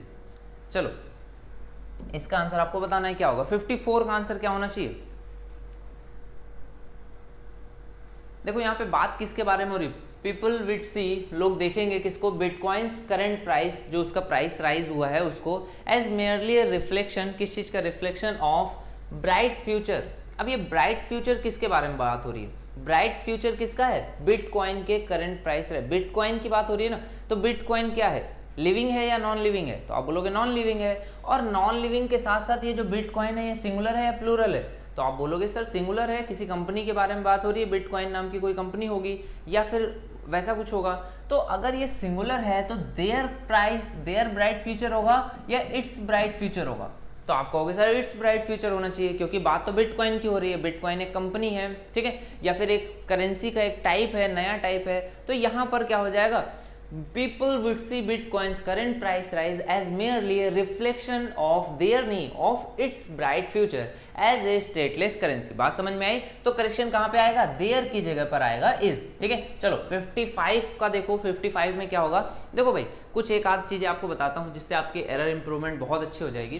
कुछ वर्ड्स होते हैं जिनमें आपको एरर हमेशा देखनी होती है। जैसे कि आज की अगर आपने ध्यान दिया हो, आज के सेट की, तो आपने देखा होगा देयर, इस पे बहुत ज़्यादा एरर्स थी, इस पे ही आपकी एरर्स घूम रही थी इसके इधर उधर। तो ये कुछ ऐसे वर्ड्स हो गए जिनको अब आपको आगे से हमेशा ध्यान रखना है कि अगर किसी सेंटेंस में ये यूज़ होंगे तो आप थोड़ा सा ये जरूर देखोगे कि ये किसके लिए यूज़ हो रहे हैं, है ना। ये चीज़ें थोड़ा सा ध्यान देना है, छोटी छोटी चीज़ें इनको आपको लिखना है अपने पास कि जब भी आप एग्जाम में जाओ तो की पॉइंट्स क्या हैं जिन्हें आप रिवाइज करके जाओ, ठीक है। चलो नेक्स्ट इस पे क्या आ जाएगा? A focused program to universalize education and skills training would potentially keep juveniles from coming into conflict within the law। within the law नहीं होता है, with the law होता है, ठीक है। coming into conflict within the law नहीं, उसके अंदर नहीं, with the law। law के साथ conflict में आएंगे, law के अंदर conflict में नहीं जाएंगे, ठीक है। तो conflict with the law, ठीक है। juveniles from coming into conflict with the law। बात समझ में आ रही है? कोई प्रॉब्लम तो नहीं है यहाँ तक? चलो 56 पे आ जाओगे। 56 का आंसर आपको करना है। 56 का आंसर क्या होगा? 56 का आंसर 54 का आंसर होगा इट्स यानी कि बी पार्ट। 55 का आंसर होगा सी यानी कि विद इन वाला पार्ट जहाँ पे सी है। 56 का आंसर आपको बोलना है stringent penalties have a lower chance of being imposed as compared to fines that are proportionate to offend। Proportionate to offend, offend क्या होता है? अब बोलोगे सर अफेंड तो मैंने कभी सुना नहीं, अफेंस सुना है, या तो अफेंडर होता है जो अफेंस करता है, ठीक है, अफेंडिंग होता है जो भी अफेंड कर रहा है, अफेंडिंग, अफेंस होता है, अफेंड तो कुछ होता ही नहीं है, अफेंडेड होता है कि कोई जिसको अफेंस हो गया, ठीक है, तो अफेंड नहीं होगा, यहाँ पर क्या आ जाएगा, अफेंस होता है सर, ठीक है। तो क्राइम की बात हो रही है, नाउन के सेंस में यूज होगा तो यहाँ पर क्या होगा, अफेंस होगा, ठीक है, अफेंड नहीं। बहुत ही इजी क्वेश्चन है बट बहुत अच्छा क्वेश्चन है, इसको आपको ध्यान देना है, अफेंस होगा, ठीक है। आर प्रोपोर्शनेट टू अफेंस, जो भी क्राइम है उसको अगर नाउन के सेंस में हम लोग बोल रहे हैं यहाँ पर तो क्या बोलेंगे, अफेंस, ठीक है। चलो यहाँ पर आ गया आपका इम्प्रूव सेंटेंसेस, इंप्रूवमेंट की बात हो गई है, तो अब आपको करना क्या है, इंप्रूवमेंट बताने हैं फटाफट, ठीक है। चलो मैं एक टाइम पे एक क्वेश्चन ही यहाँ पर रखूंगा आप, ताकि इजीली इसको आराम से देख भी पाओ और करेक्ट आंसर भी बता पाओ। Even after 70 years of achieving independence, democracy in its true senses was yet to come to India. अपने असली, अपने सच्चे सेंस में अभी भी भारत में आना बाकी है। तो इन इट्स ट्रू सेंस, यहाँ पर सेंसेस है तो करेक्शन क्या हो जाना चाहिए,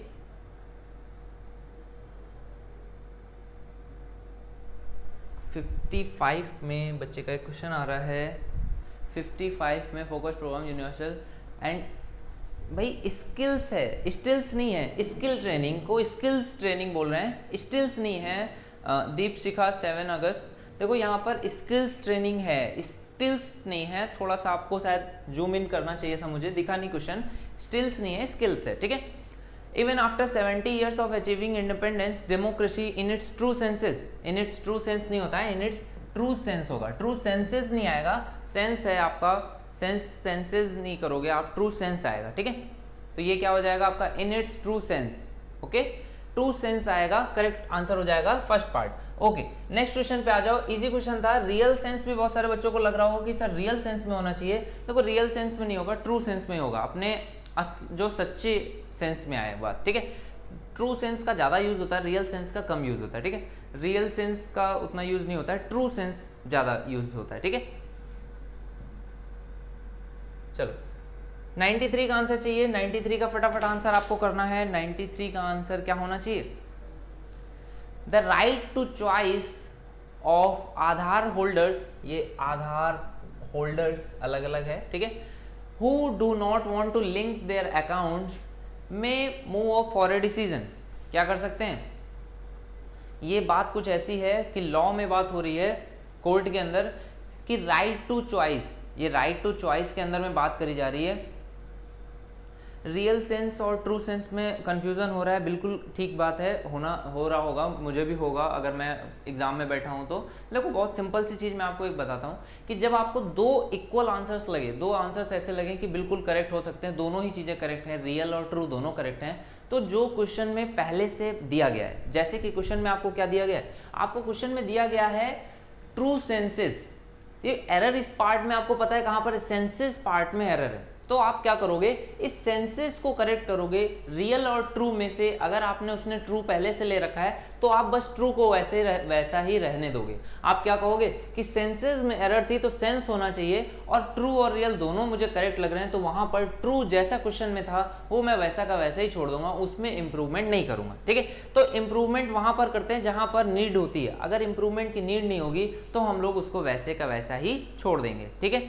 चलो नेक्स्ट पे आ जाओ, the right to choice of Aadhaar holders who do not want to link their accounts may move up. देखो मूव अप नहीं होता, मे कम अप, ठीक है, केम अप तो नहीं होगा, मे कम अहेड भी नहीं होगा, मे कम अप, ठीक है। मतलब कि क्या हो सकता है, may come up for a decision, तो यहाँ पे कोर्ट में बात हो रही है तो क्या हो जाएगा, मे कम अहेड। देखो जैसे अगर भीड़ में बहुत सारे लोग खड़े हैं, आप बोलोगे कि किसी को कोई प्रॉब्लम है तो आगे आ जाओ, तो वो कम अहेड आगे आ जाएगा और आपको अपनी प्रॉब्लम बताएगा। लेकिन ये आधार होल्डर्स तो पूरे इंडिया में है, सभी लोगों को किसी को प्रॉब्लम हो रही होगी, राइट टू चॉइस है, उनको चॉइस करने का राइट है, तो वहां पर वो नहीं चाहते कि मेरा लिंक हो, मेरा आधार कार्ड मेरे बैंक से, तो वो क्या बोलेंगे, वो यहाँ पर कोर्ट में डिसीजन आया, कोर्ट में चीजें कही गई कि जिसको भी इसके लिए कोई भी प्रॉब्लम है वो क्या कर सकता है, कम अप आ सकता है डिसीजन के लिए, फॉर ए डिसीजन, ठीक है। तो करेक्ट क्या होगा, बी पार्ट करेक्ट होगा।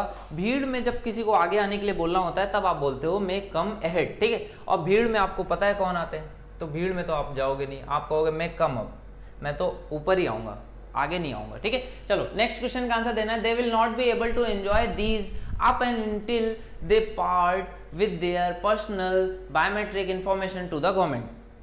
They will not be able to enjoy these.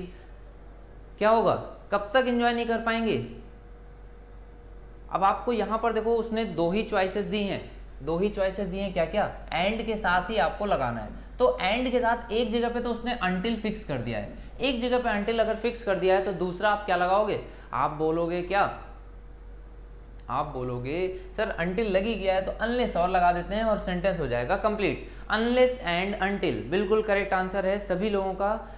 Till and until नहीं होता है, टिल एंड अनटिल रॉन्ग है, एरर है। अनलेस एंड अनटिल, यहाँ पर आपने रीजन की बात करी, यहाँ पर टाइम की बात करी कि रीजन भी और टाइम भी, जब तक भी और जब तक आपका ये काम भी नहीं होगा तब के लिए भी, और जब ये टाइम आएगा तब के लिए भी, ठीक है। तो अनलेस और अनटिल ये करेक्शन होता है और इस तरह से यूज होता है, इसमें एरर नहीं है, इसमें एरर आपको नहीं देखनी है। 95 क्या है, अनलेस और अनटिल एक करेक्ट यूज है, इस तरह से यूज होता है सेंटेंस में, अगर आपको मिले तो ऐसा नहीं है कि ये एरर है, यहाँ पर एरर नहीं है, ठीक है।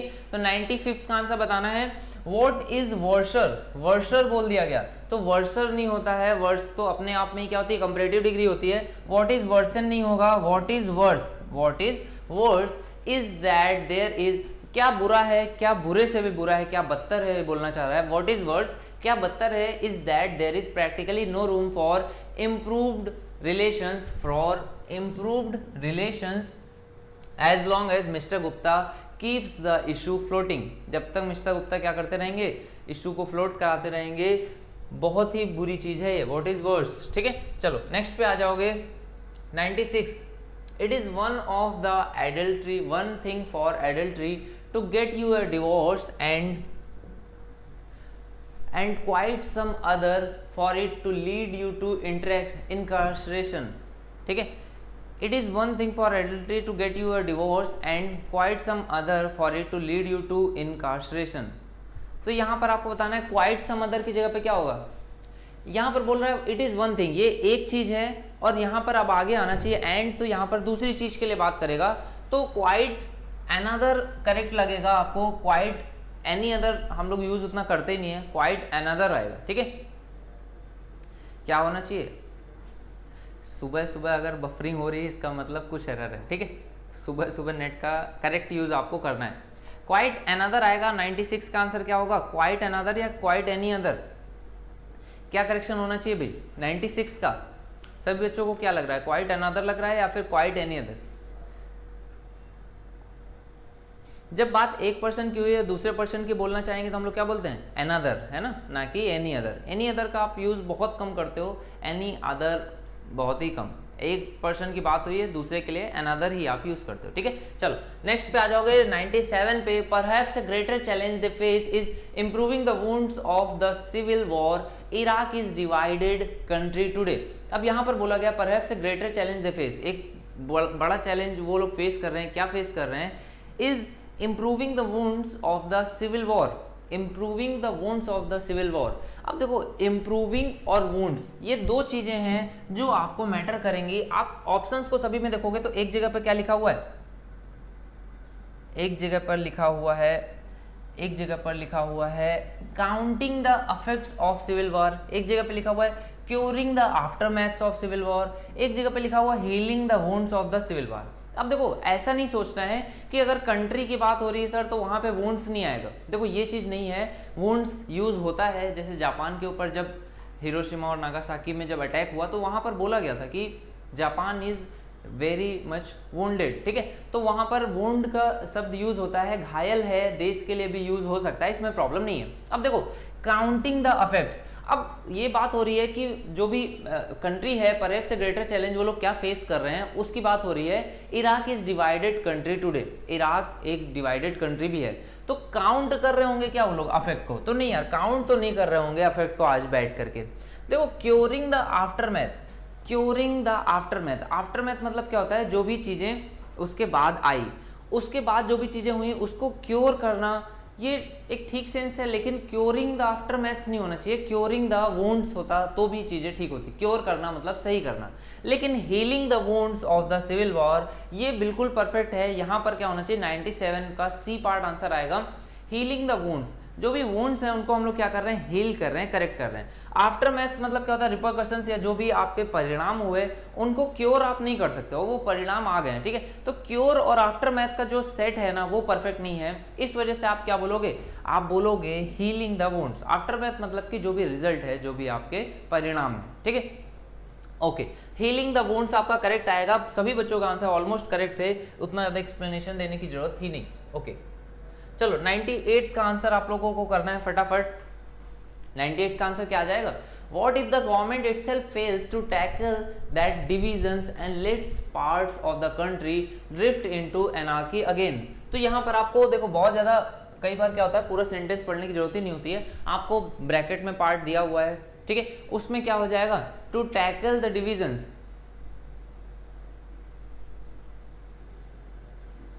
to tackle that divisions. What if the government itself fails to tackle that divisions? tackle that divisions होगा, देखो डिविजन्स है प्लूरल, ठीक है, तो दैट के साथ डिविजन्स नहीं आएगा, या तो वो सिंगुलर हो जाए या फिर दैट को आप दीज में कन्वर्ट कर लो। तो एक चीज को आपको करेक्ट करना पड़ेगा, किस चीज को आप करेक्ट करोगे,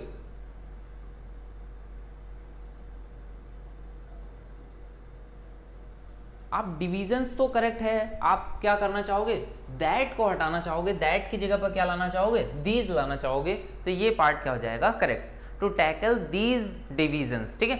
जो भी डिविजन्स हो रहे हैं उनको क्या करें, तो उनके लिए प्रीपोजिशन लोगे क्या, उनके लिए उनके लिए आप क्या लोगे, दीज डिविजन्स, ठीक है।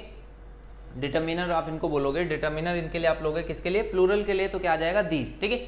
चलो नेक्स्ट क्या आ जाएगा, with a population of over 1 billion India is the second most popular country. Popular क्या, मशहूर हो गई है, ज्यादा पॉपुलेशन की वजह से क्या मशहूर हो जाएगी क्या, with a population of over 1 billion India is the second most popular country, ऐसा हो सकता है क्या, ऐसे तो फिर चाइना मोस्ट पॉपुलर कंट्री हो जाएगी, ऐसा तो होगा नहीं, है ना। तो पॉपुलर तो नहीं बन रहा है, तो यहाँ पर देखो इसका क्या इंप्रूवमेंट करना है, most, more popular, most populous, much popular, और या फिर लास्ट पार्ट क्या है आपका, नो इंप्रूवमेंट है, ठीक है। तो यहाँ पर क्या आ जाएगा, पॉपुलस कंट्री, यानी कि सबसे ज्यादा क्या है, पॉपुलस है, पॉपुलस कंट्री करेक्ट होना चाहिए, ठीक है। बात सभी को समझ में आई। चलो नेक्स्ट क्वेश्चन पे आ जाओगे फटाफट, अभी आज तो बहुत सारे क्वेश्चंस करने आपके बाकी हैं। Happy is the man, happy क्या है, happy is the man who acquired the habit of reading when he is young.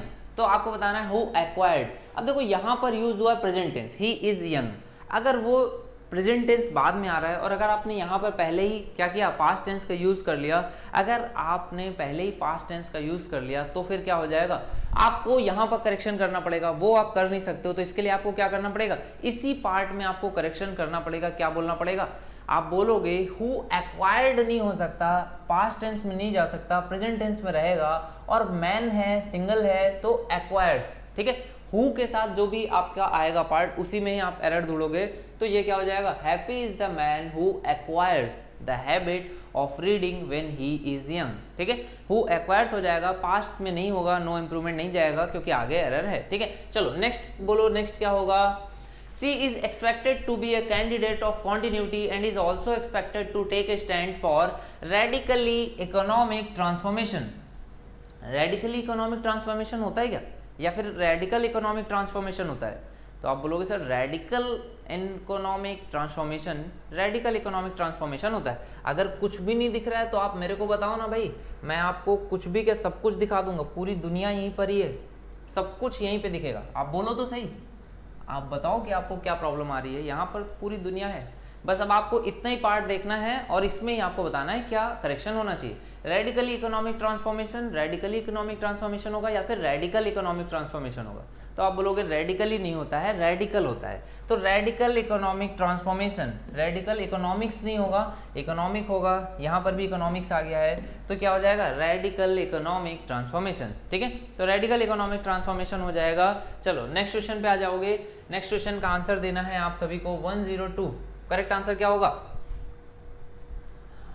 With its overall popularity sliding, overall जो उसकी पॉपुलैरिटी है वो स्लाइडिंग, स्लाइड हो रही है मतलब कि नीचे की तरफ स्लाइड होते हो अपने आप, कम होती जा रही है, ठीक है। With its overall popularity sliding the party will have been working hard, अगर वर्किंग हार्ड कर रही होती, वर्क हार्ड, तो वो पॉपुलैरिटी नीचे जाती ही नहीं। मतलब सेंटेंस में क्या है, कुछ एरर है, कुछ आपको इंप्रूवमेंट करना पड़ेगा। क्या इंप्रूवमेंट करोगे, आप बोलोगे with its overall popularity sliding the party will have to work hard, ये सेंस बन रहा है। अब भविष्य में अच्छा काम करना पड़ेगा, जो पॉपुलैरिटी स्लाइड कर रही है वो रुक जाए, ठीक है।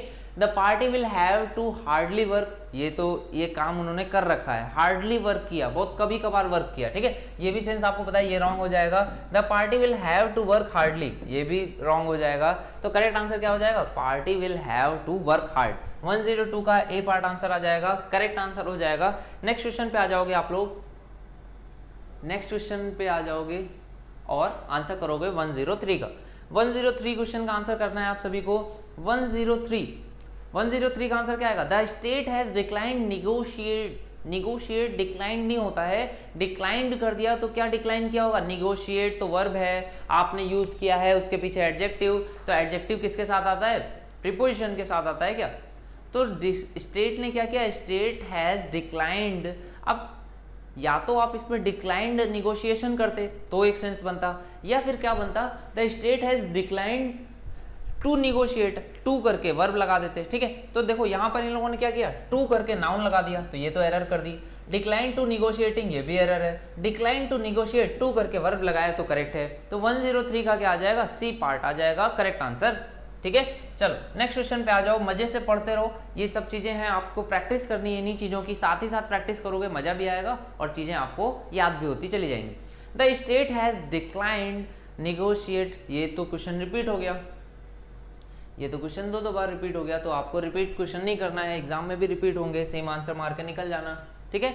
चलो 105 का आंसर आपको करना है। 105 का करेक्ट आंसर क्या होगा, देखो पेनफुल दिख रहा है मुझे, पेनफुल दिख रहा है मुझे, पेनफुल पता है क्या होता है, नाउन होता है। अब आपको यहां से देखना है ब्रैकेट में क्या है, पॉलिटिकली लेस पेनिंग, पेनिंग तो कुछ भी नहीं होगा, पॉलिटिकली लेस पेनिंग, लेस के साथ आपका क्या आएगा, लेस तो पेनफुल हो जाएगा, और पॉलिटिकली तो यही पार्ट करेक्ट हो जाएगा। पॉलिटिकली लेस पेन नहीं आएगा, पॉलिटिकली लेस पेन भी नहीं आएगा, पेन होती है वर्ब, ठीक है, पेनफुल होता है आपका नाउन, तो ये करेक्ट पार्ट क्या हो जाएगा, बी पार्ट आपका करेक्ट होगा। नेक्स्ट क्या है, the speed with which these crime videos traveling on social media frames a difficult challenge for law enforcement authorities। इसमें आपको क्या करना है, किस पार्ट में, these hate crime videos traveling, यहां तक आपका पार्ट है, इस पार्ट में आपको बताना है क्या एरर होगी, ठीक है।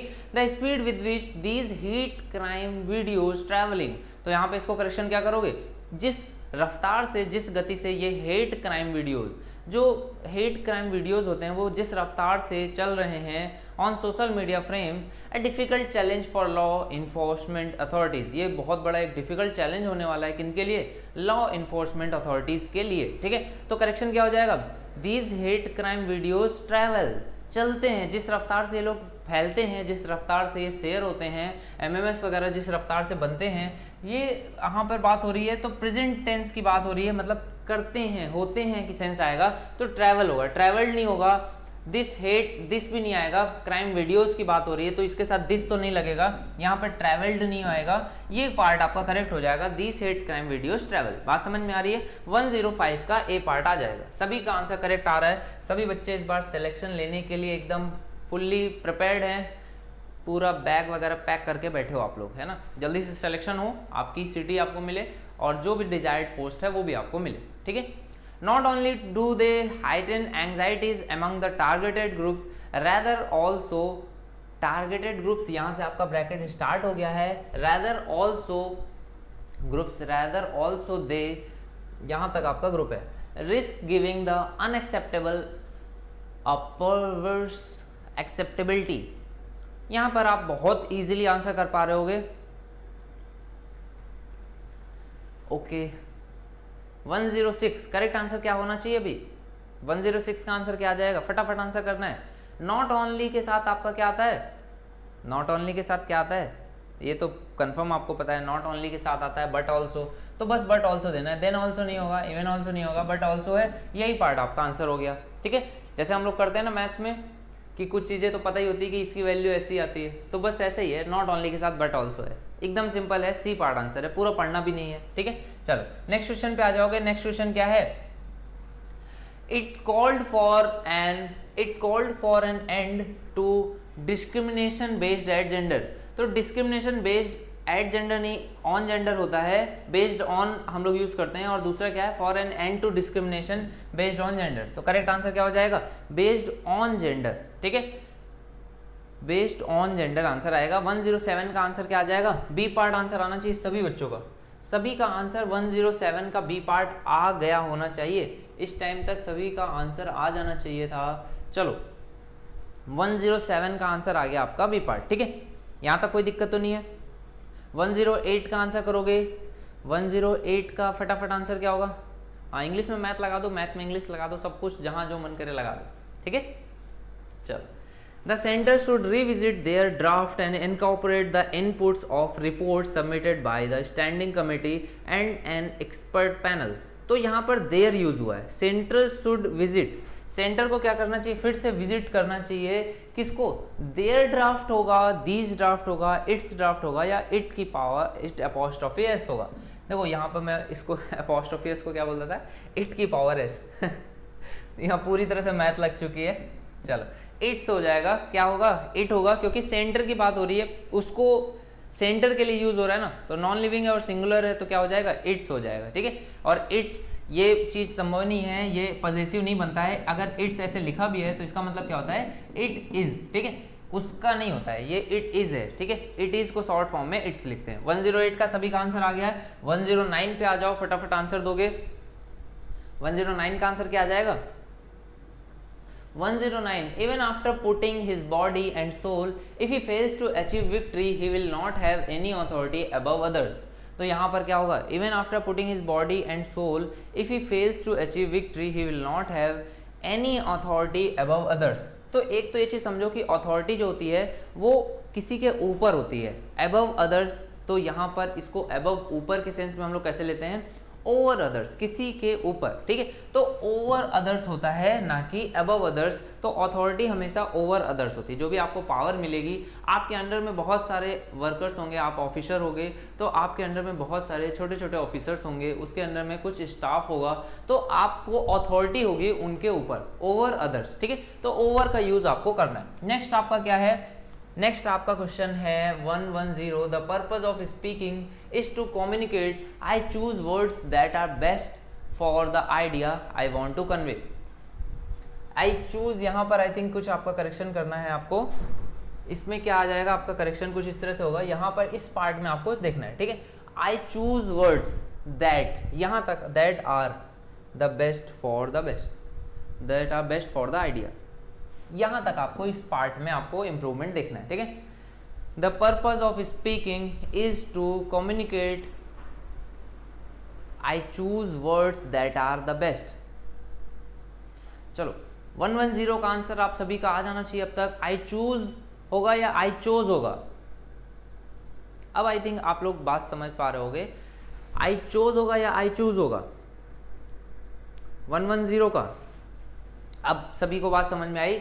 चोजिंग नहीं होगा, ये पार्ट, ये क्या है, वर्ब की सेकंड फॉर्म है, चूज का सेकंड फॉर्म है चोज, तो आप बोलोगे चूज आना चाहिए सर, तो चूज कहां पर है, आई डिड चूज नहीं होगा, आई डिड चूज नहीं होगा, आई चूज वर्ड्स, मैं ऐसा करता हूं, ये डेली की बात है ना। पर्पज स्पीकिंग हम लोग बोलने किस लिए बोलते हैं, इज टू कम्युनिकेट, बातचीत करने के लिए, और हम लोग क्या करते हैं, चूज करते हैं, डेली चूज करते हो ना, एक दिन तो नहीं चूज करते हो, या फिर कर चुके हो अब नहीं कर रहे हो, ऐसा तो नहीं है, आई डेली है ना, रेगुलर है, रूटीन जो भी बताते हैं वो सभी किस में रहते हैं, प्रेजेंट इंडेफिनिट में, ठीक है, तो प्रेजेंट इंडेफिनिट में आ जाओगे, इसका आंसर आप सभी को बताना है। चलो नेक्स्ट क्वेश्चन क्या है, you discover that either your mediclaim doesn't cover their, their होगा क्या, देयर होना चाहिए, देयर की जगह पे क्या आएगा, तो आप बोलोगे यू, उसकी बात हो रही है तो उसके लिए आप पॉजेसिव नाउन क्या लोगे, यू के लिए पॉजेसिव नाउन आ जाएगा योर, और तो होगा नहीं, माइन तो होगा नहीं, बहुत सारे लोगों की तो बात हो नहीं रही है, और भी नहीं आएगा, योर उसी की बात हो रही है, योर एक्सपेंसेस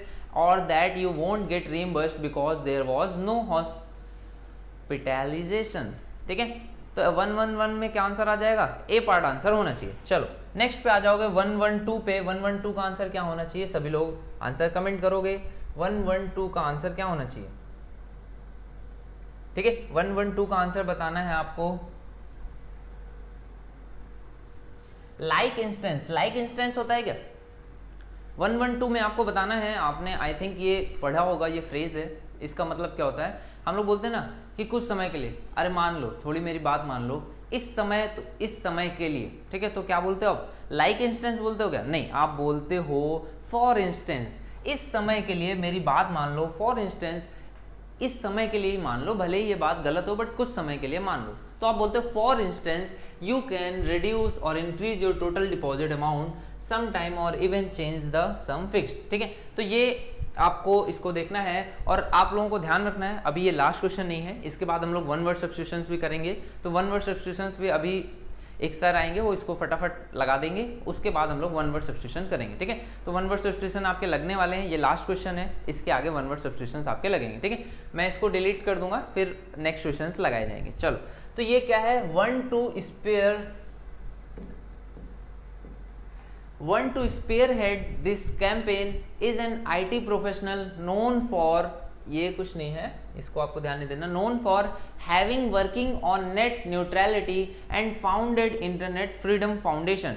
तो यहाँ पर करेक्शन क्या होगा? having working होगा क्या? नहीं, having working नहीं होगा, यहाँ पर क्या हो जाएगा? having worked। ठीक है, having के साथ क्या आता है? worked आता है ना, तो 113 में करेक्ट आंसर क्या होगा?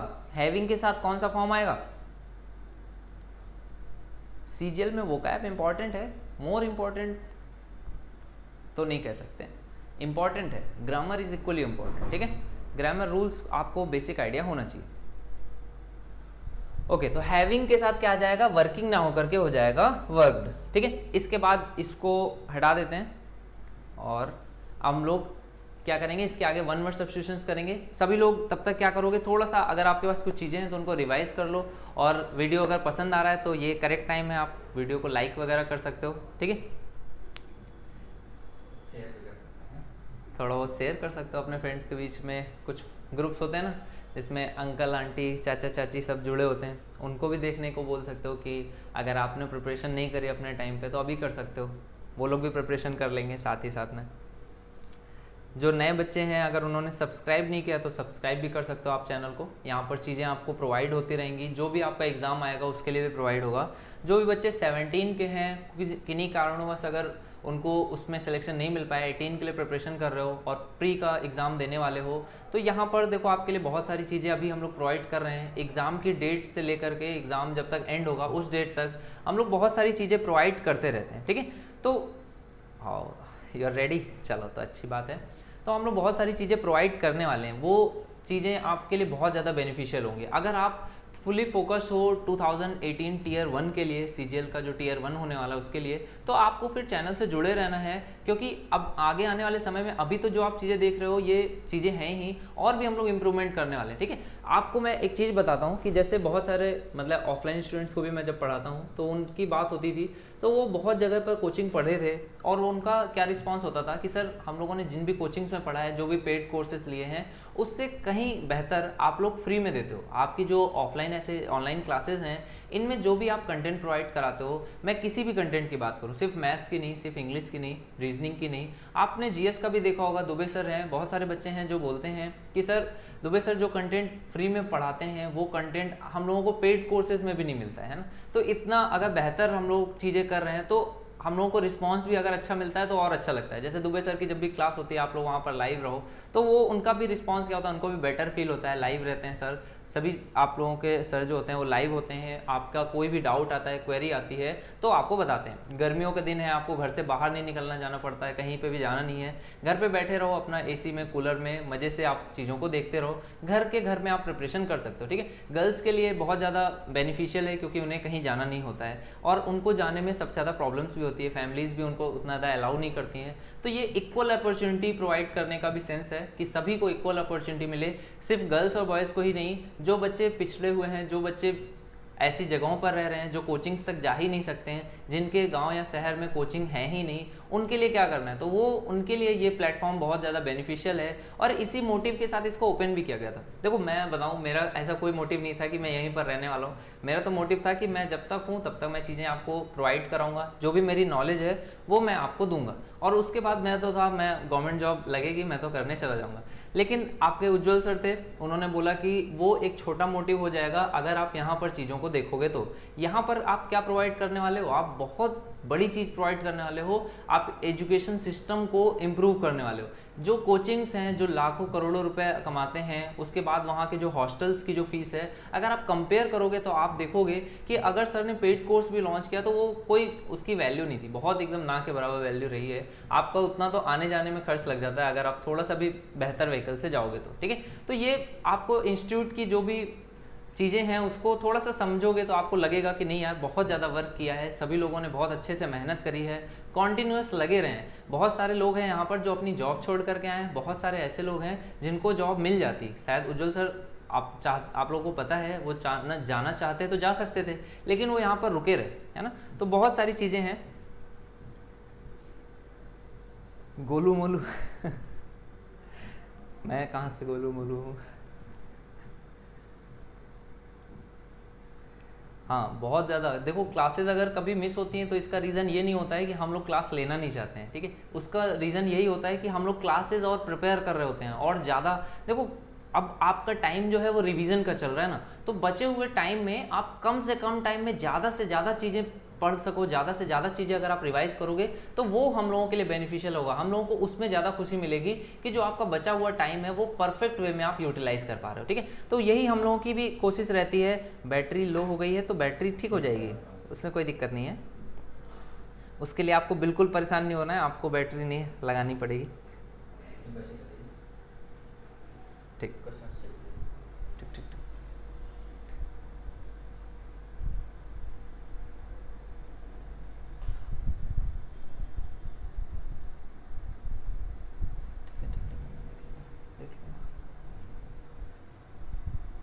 ओके ओके, तो ये आपके क्वेश्चंस हो गए हैं। अब सभी लोग 1 सेकंड का वेट करोगे और उस टाइम पे क्या होगा, उस 1 सेकंड के लिए लाइट जाएगी, आपके आंखों के सामने अंधेरा छाएगा और आप फिर से सब कुछ देखने के सक्षम हो पाओगे, ठीक है।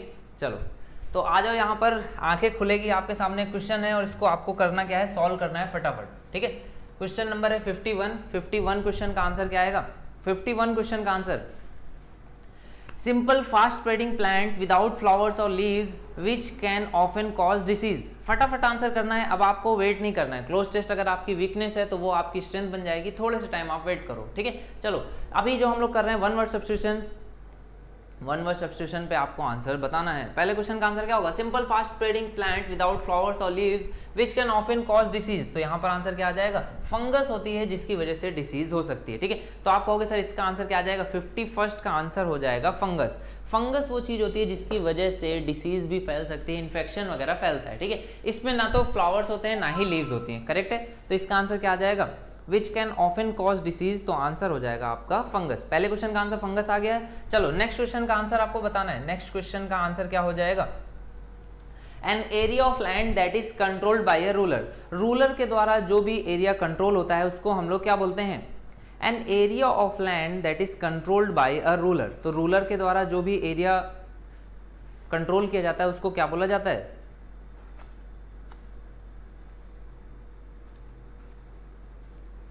52 का आंसर आना चाहिए, 53 का आंसर आना चाहिए, करेक्ट। 53 का आंसर भी चाहिए और 52 का भी आंसर चाहिए। 52 नंबर क्वेश्चन नंबर मिस हो गया, 52 का भी आंसर चाहिए, 53 का भी आंसर चाहिए। 52 का आंसर क्या आ जाएगा, वन हु इज ग्रीडी। देखो ये क्वेश्चन तो थोड़ा सा इनकम्प्लीट है। One who is greedy, greedy मतलब लालची। तो लालची जो भी खाने के लिए लालची होता है उसको बोलते हैं वोरेशियस, जो भी पैसे के लिए लालची होता है उसको बोलते हैं एवरिशियस, ठीक है। जो भी धन का लालची है, जिसको धन चाहिए, धन देखो पता है ना होता सभी के पास है बट देता कोई नहीं, तो ये जो धन है, इस धन के बारे में जब आप बात करोगे तो क्या होगा, एवरिशियस। लेकिन अगर आप बात करोगे खाने का जो लालची है वो होता है वोरेशियस। तो ग्रीडी जनरली यूज हम लोग करते हैं लोभी के लिए, तो एवरिशियस आंसर होना चाहिए, एवरिशियस करेक्ट आंसर होना चाहिए, ठीक है। अब नेक्स्ट पे आ जाओगे, an area of land that is controlled by a ruler. Ruler के द्वारा जो एरिया कंट्रोल किया जाता है उसको क्या बोलते हैं, कॉलोनी क्या होती है, आपको पता होना चाहिए डोमिनियन क्या होती है, कंट्री क्या होती है, म्यूनिसिपैलिटी क्या होती है। म्यूनिसिपैलिटी आपको पता है ग्राम पंचायत हो गई। कॉलोनी क्या होती है, ब्रिटेन ने क्या करी थी, अलग अलग देशों में अपनी छोटी छोटी कॉलोनीज बसाई थी, ठीक है। तो कॉलोनी क्या है, डोमिनियन होता है अदर कंट्री का, जो पावरफुल कंट्री है स्मॉल कंट्री पे रूल होता है, ठीक है। तो डोमिनियन बोलते हैं, कॉलोनी होती है। लेकिन अगर बात करी जा रही है बाई अ रूलर, ये क्या है, कंट्री का रूल है, ठीक है, रूलर का नहीं। तो यहां पर डोमिनियन क्या हो जाएगा, एक रूलर का होता है। तो ये डोमिनियन आंसर आएगा, 53 का आंसर होगा सेकंड पार्ट, ठीक है। चलो नेक्स्ट क्वेश्चन पे आ जाओगे। नेक्स्ट क्वेश्चन क्या है आपका, a place where Jewish worship, place जहां पर ज्यूइश वर्शिप करते हैं। बहुत ही अच्छा क्वेश्चन है, सभी लोगों को ध्यान से आंसर करने हैं। और ये क्वेश्चंस देखो, ऐसा नहीं है कि मैंने बस आपके लिए कैसे भी करके क्वेश्चंस प्रिपेयर कर दिए हैं, उठा करके ला दिए हैं। ये सभी क्वेश्चंस मेरे रात भर जगने के बाद मेहनत से बनाए हैं। सभी क्वेश्चंस ऐसे हैं कि बहुत छांटे हैं, मतलब इजी क्वेश्चन नहीं होगा। अगर आपको लग रहा हो इनमें क्वेश्चन इजी है तो आप ये मान के चलो कि आपकी इंग्लिश बहुत अच्छी है, ठीक है। ये क्वेश्चंस इजी नहीं है, अच्छे क्वेश्चंस हैं, इसमें अच्छे खासे बच्चों को प्रॉब्लम हो जाती है। 54 का आंसर चाहिए भाई। 54 का करेक्ट आंसर क्या होगा, रितु शर्मा बिल्कुल करेक्ट आपका आंसर आ गया है। अंजलि कम अंजलि आपका आंसर रॉन्ग है, और आपका नाम भी थोड़ा सा रॉन्ग है, 2 बार यूज किया है। चलो 54 का आपको आंसर देना है। 54 का आंसर क्या होगा, a place where Jewish worship, वो प्लेस जहां पर ज्यूस लोग क्या करते हैं, वर्शिप करते हैं, उसको क्या बोलते हैं भाई। जहां पर ज्यूस लोग वर्शिप करेंगे उस प्लेस को क्या बोलोगे आप, जहां पर भी ज्यूस वर्शिप करते हैं उस प्लेस को हम लोग क्या बोलते हैं, उस प्लेस को बोला जाता है सिनागॉग। कितने बच्चों ने इस वर्ड को पढ़ा हुआ है, जिस प्लेस पे ज्यूस वर्शिप करते हैं उस प्लेस को बोलते हैं सिनागॉग, ठीक है। कैथेड्रल क्या होती है, कोई भी डिस्ट्रिक्ट की जो मेन चर्च होती है उसको बोलते हैं कैथेड्रल। स्कूल्स के अंदर जो वो पूजा करने का जो प्लेस होता है उसको चैपल बोलते हैं। जो क्रिश्चियन स्कूल्स होते हैं उनमें जो पूजा करने के लिए प्लेस बनाया जाता है वो होता है चैपल। डेमागॉग क्या होता है, प्रीचर होता है जो क्या करता है, गलत आर्गुमेंट्स पेश करता है। वो प्रीचर जो क्या होता है, गलत आर्गुमेंट पेश करता है, वो होता है आपका डेमागॉग, ठीक है। पॉलिटिकल लीडर जो क्या करता है, गलत आर्गुमेंट्स देता है, ठीक है। तो ये आपका क्वेश्चन था 54। इसके आगे आ जाओगे, फटाफट हम लोग क्वेश्चंस को सॉल्व करेंगे।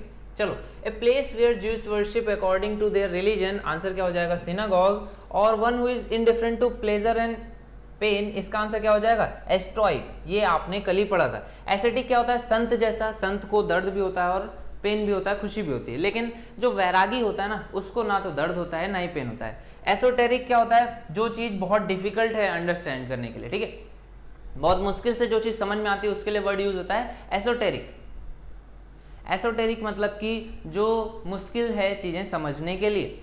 सेप्टिकल क्या है, सेप्टिकल मतलब होता है कुछ, सेप्टिकल का यूज हम लोग कैसे करते हैं, एक तो सनकी के सेंस में होता है, और सेप्टिकल मतलब जो डाउट्स से रिलेटेड है, ठीक है, हैविंग डाउट्स, उससे रिलेटेड होता है सेप्टिकल।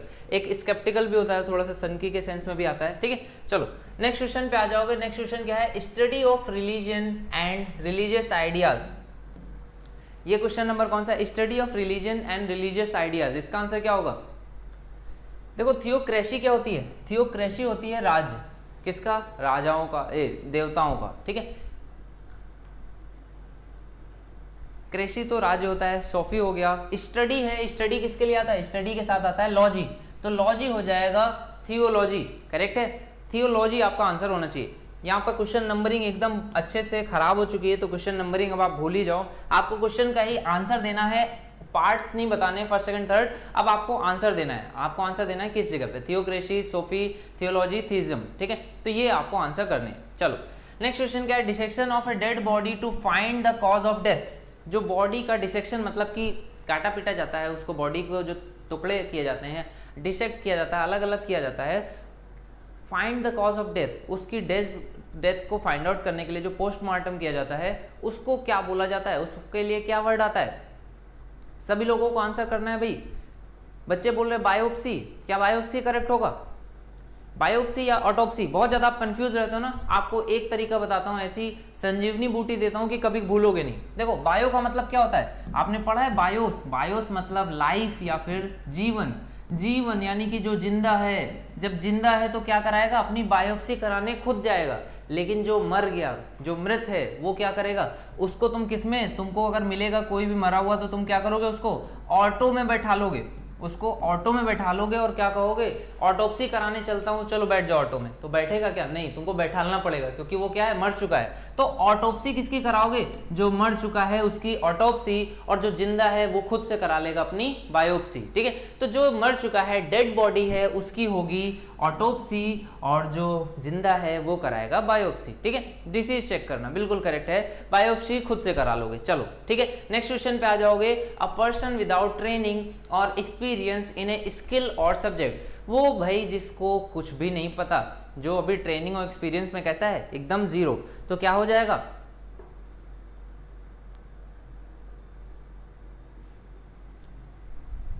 जिसको कुछ भी नहीं पता उसके लिए क्या वर्ड यूज होता है, आप बोलोगे सर उसके लिए यूज होता है नोविस। नोविस मतलब जिसको कुछ भी नहीं पता। तो मैं पूछूंगा बाकी वर्ड्स का भी मतलब मुझे बता दो। बाकी वर्ड्स का मतलब क्या हो जाएगा, चैपलेन मतलब क्या हुआ, जो चैपल में काम करता है वो होता है चैपलेन। और अभी आपने पढ़ा था चैपल क्या होती है, चैपल होती है वो जगह स्कूल कॉलेज में जहां पर प्रीस्ट होता है। तो प्रीस्ट जो होता है उसी को हम लोग क्या बोलते हैं, चैपलेन, जब वो चैपल में होता है, ठीक है। तो चैपलेन मतलब पुजारी हो गया। मेसन आपको पता होना चाहिए, मेसन वर्कर्स होते हैं, मिस्त्री को हम लोग बोलते हैं मेसन, ठीक है। नोविस आपको पता है, नोविस क्या होता है, जो अभी जिसको कुछ भी नॉलेज नहीं है। आर्टिसन मतलब जो क्राफ्ट्समैन होते हैं उनको आर्टिसन बोलते हैं, क्योंकि उनके पास हाथ में होती है आर्ट, ठीक है। तो ये आपके चारों वर्ड से सभी को इन सभी का मीनिंग पता चल गया। चलो नेक्स्ट क्वेश्चन पे आ जाओगे। नेक्स्ट क्वेश्चन का आंसर क्या आएगा, one who stays away from school with permission लिखा हुआ है, इसको आप करोगे विदाउट परमिशन, ठीक है। क्वेश्चन एरर है, इसको आप करेक्ट कर लोगे, विद परमिशन की जगह विदाउट परमिशन। देखो बच्चों अच्छे क्वेश्चन है, इजी क्वेश्चन नहीं है, मैं बार बार बोल रहा हूँ, बहुत अच्छे क्वेश्चन है, ये सब ढूंढे गए हैं। मेसन राजमिस्त्री बिल्कुल करेक्ट है। चलो जिसको वॉइस का नॉलेज ही नहीं, नो वेस, बहुत अच्छे। One who stays away from school without permission, जो परमिशन के बिना क्या करता है, स्कूल से बाहर रहता है, भागा रहता है, उसको क्या बोलोगे आप, ट्रूएंट। इसके लिए वर्ड यूज क्या होता है, ट्रूएंट, बिल्कुल करेक्ट आंसर आ रहा है, ट्रूएंट होता है। ट्रूएंट क्या होता है, जो स्कूल से बाहर रहता है बिना परमिशन के, ठीक है। तो बिना परमिशन के जो बाहर रहता है वो होता है ट्रूएंट। तो कुछ बच्चे बोलेंगे सर विद परमिशन जो बाहर रहता है उसको क्या बोलेंगे, भाई विद परमिशन होता ही नहीं कुछ, आपको कभी परमिशन रही स्कूल से बाहर रहने की, कभी भी नहीं परमिशन मिलती है, इसलिए ऐसा कोई वर्ड ही नहीं है। विद परमिशन आप बाहर रह नहीं सकते स्कूल से, ठीक है। The act of killing a whole group of people, especially a whole race, अगर किसी एक रेस को आप पूरी मिटा दोगे तो इसके लिए क्या वर्ड आएगा, act of killing a whole group of people especially a whole race. तो क्या करेक्ट आंसर होना चाहिए, करेक्ट आंसर्स आ रहे हैं, बहुत सारे करेक्ट आंसर आ रहे हैं, सभी लोगों को फटाफट आंसर करना है।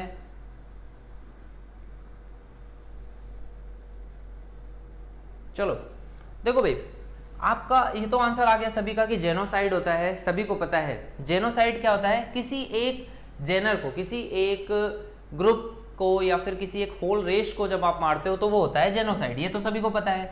अब आप ये बताओ पैट्रिसाइड क्या होता है, तो आप बोलोगे पिता को मार देना। मैट्रिसाइड क्या होता है, माता को मार देना। पैरिसाइड क्या होता है, पैरिसाइड क्या होता है, पैरिसाइड क्या होता है, अब आपको आंसर करना है पैरिसाइड। तो पैरिसाइड क्या होता है, किसी भी क्लोज रिलेटिव की डेथ करना पैरिसाइड होता है। देखो दो चीजें मैं आपको फिर से बोल रहा हूँ, फोबिया वाले जितने वर्ड्स होते हैं इनको आपको याद कर लेना है।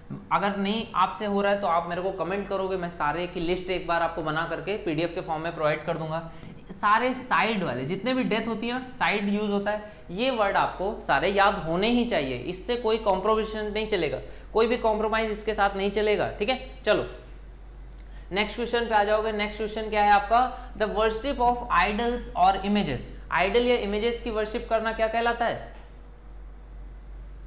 एथिज्म तो नास्तिकवाद हो गया, एथिज्म आस्तिकवाद। आइडोलेट्री, आइडोलेट्री एक ही वर्ड है आइडल्स की पूजा करने के लिए, आइडोलेट्री। आइकोनोक्लाज्म क्या होता है, जब आप किसी भी चीज को, आइकोनोक्लाज्म क्या होता है, जब आप कोई भी चीज जो प्रचलित है उसके अगेंस्ट जब जाते हो तो वो होता है आइकोनोक्लाज्म, ठीक है। समथिंग दैट इज पॉइजनस और अनहेल्दी, तो ये तो आपका इजी क्वेश्चन हो गया, टॉक्सिक हो गया, पॉइजनस या अनहेल्दी हो गया, ठीक है। बाकी आपको वर्ड्स इजी हैं, ये सब पता भी है। रेमेडी फॉर ऑल डिसीजेस, ये भी इजी क्वेश्चन आ गया है। रेमेडी फॉर ऑल डिसीजेस क्या होती है, पेनेशिया, पेनेशिया भी आपको ये भी पता होगा, इजी क्वेश्चन है, दो क्वेश्चन इजी आ गए। ए हेटर ऑफ मैनकाइंड, तीसरा क्वेश्चन भी इजी है। मैनकाइंड का हेटर क्या होता है, मिसेंथ्रोप, तो ये क्वेश्चन भी कैसा है आपका, इजी है। हेटर ऑफ मैनकाइंड, ये तो तीनों ही क्वेश्चन इजी थे, इसमें तो पेन चलाने की जरूरत नहीं पड़ेगी, ठीक है। चलो नेक्स्ट क्वेश्चन में आ जाओगे, irresistible craving for alcohol drinks, इसको क्या बोलते हैं? Irresistible craving for alcohol drinks. Irresistible craving for alcohol drinks क्या होता है? जो ऐसी प्यास जो आपकी बुझ ही नहीं रही है, इररेजिस्टिबल क्रेविंग, आपको क्या हो रही है? अल्कोहल की तलब हो रही है, तो आप क्या बोलोगे इसके लिए? क्या वर्ड होता है? बहुत ही अच्छा सा वर्ड है, आपको पता भी होना चाहिए, डिप्सोमैनियक। क्या बोलते हैं इसको? डिप्सोमैनियक, ठीक है। इररेजिस्टिबल क्रेविंग फॉर अल्कोहल, ये क्या कहलाता है? डिप्सोमैनियक, ठीक है। डिप्सोमैनियक क्या होता है? इररेजिस्टिबल क्रेविंग, ठीक है। डिप्सोमैनियक, क्लेप्टोमैनियक आपको पता है, पायरोमैनियक, मेगलोमैनियक, ठीक है। डिप्सोमैनियक होता है जो आपकी जो प्यास होती है जो बुझती ही नहीं है, ठीक है। तो ये हो जाएगा आपको डिप्सोमैनियक। इसके आगे क्या है? ये इसमें थोड़ा सा आपको इसको करेक्ट करना है, स्लाई नहीं है, स्लाई लुक है, ठीक है। गंदा look that is lustful. Lustful, sly look मतलब एक गंदी नज़र से अगर कोई देखता है, या ऐसी नज़र जो कि लस्टफुल है, लस्टफुल जो नज़र है, ऐसी नज़र से अगर कोई देख रहा है तो उसके लिए क्या वर्ड यूज़ होता है? इसके लिए आपको बताना है। चलो, sly look that is lustful, तो इसके लिए वर्ड क्या होगा?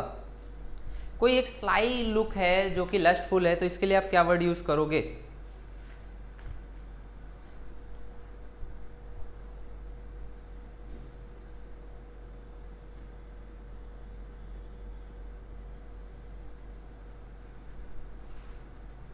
चलो सभी लोगों के आंसर्स करेक्ट आ रहे हैं। स्लाई लुक को क्या बोलते हैं?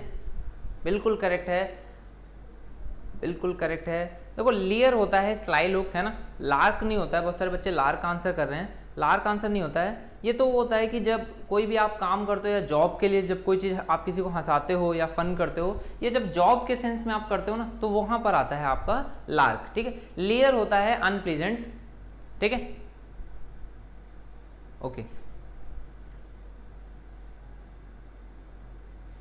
ठीक है। सभी के आंसर्स करेक्ट आ रहे हैं। लियर होता है sly look that is lustful, ठीक है, ओके।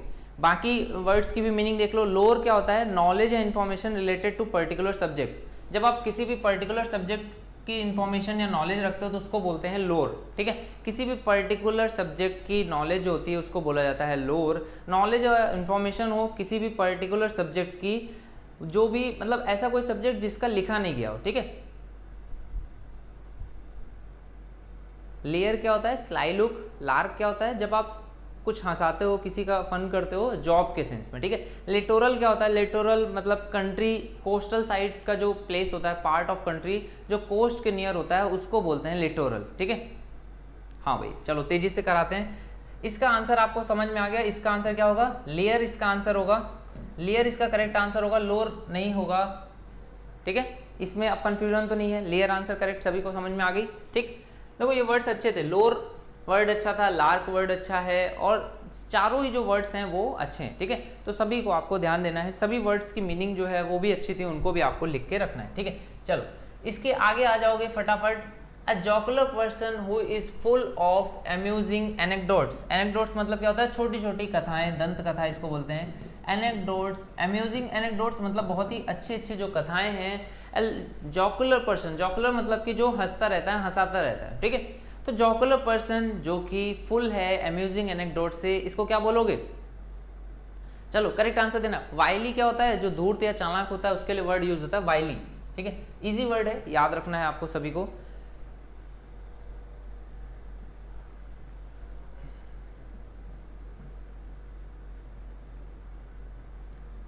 देखो इसका आंसर क्या आ जाएगा? वैग। वैग क्या होता है? वो पर्सन जो हंसाता है लोगों को, ठीक है। देखो इसमें आया वर्ड योकल। योकल मतलब कि जो ज़्यादा नॉलेजेबल पर्सन नहीं है। योकल मतलब कि जो कैसा पर्सन है? नॉट वेरी इंटेलिजेंट और इंटरेस्टेड इन कल्चर, ठीक है। कल्चर से रिलेट करते हैं, जो बहुत ज़्यादा इंटरेस्टेड नहीं होता है, उसके लिए वर्ड यूज होता है लोकल। एओन क्या होता है? ये टाइम को जब हम लोग डिवाइड करते हैं एराज में, तो उसमें टाइम डिवीजन को हम लोग क्या है? एवोन बोलते हैं, एओन, ठीक है। तो वैग हो जाएगा वो पर्सन जो जोकुलर है और जो फुल है अम्यूजिंग एनेक्डोट से, ठीक है। Deep in thought, deep in thought को क्या बोलेंगे? Deep in thought. तो पेंसिव होता है डीप इन थॉट, पेंसिव होता है, मेडिटेशन नहीं होता। मेडिटेशन तो आप बैठते हो। डीप इन थॉट को क्या बोलते हैं?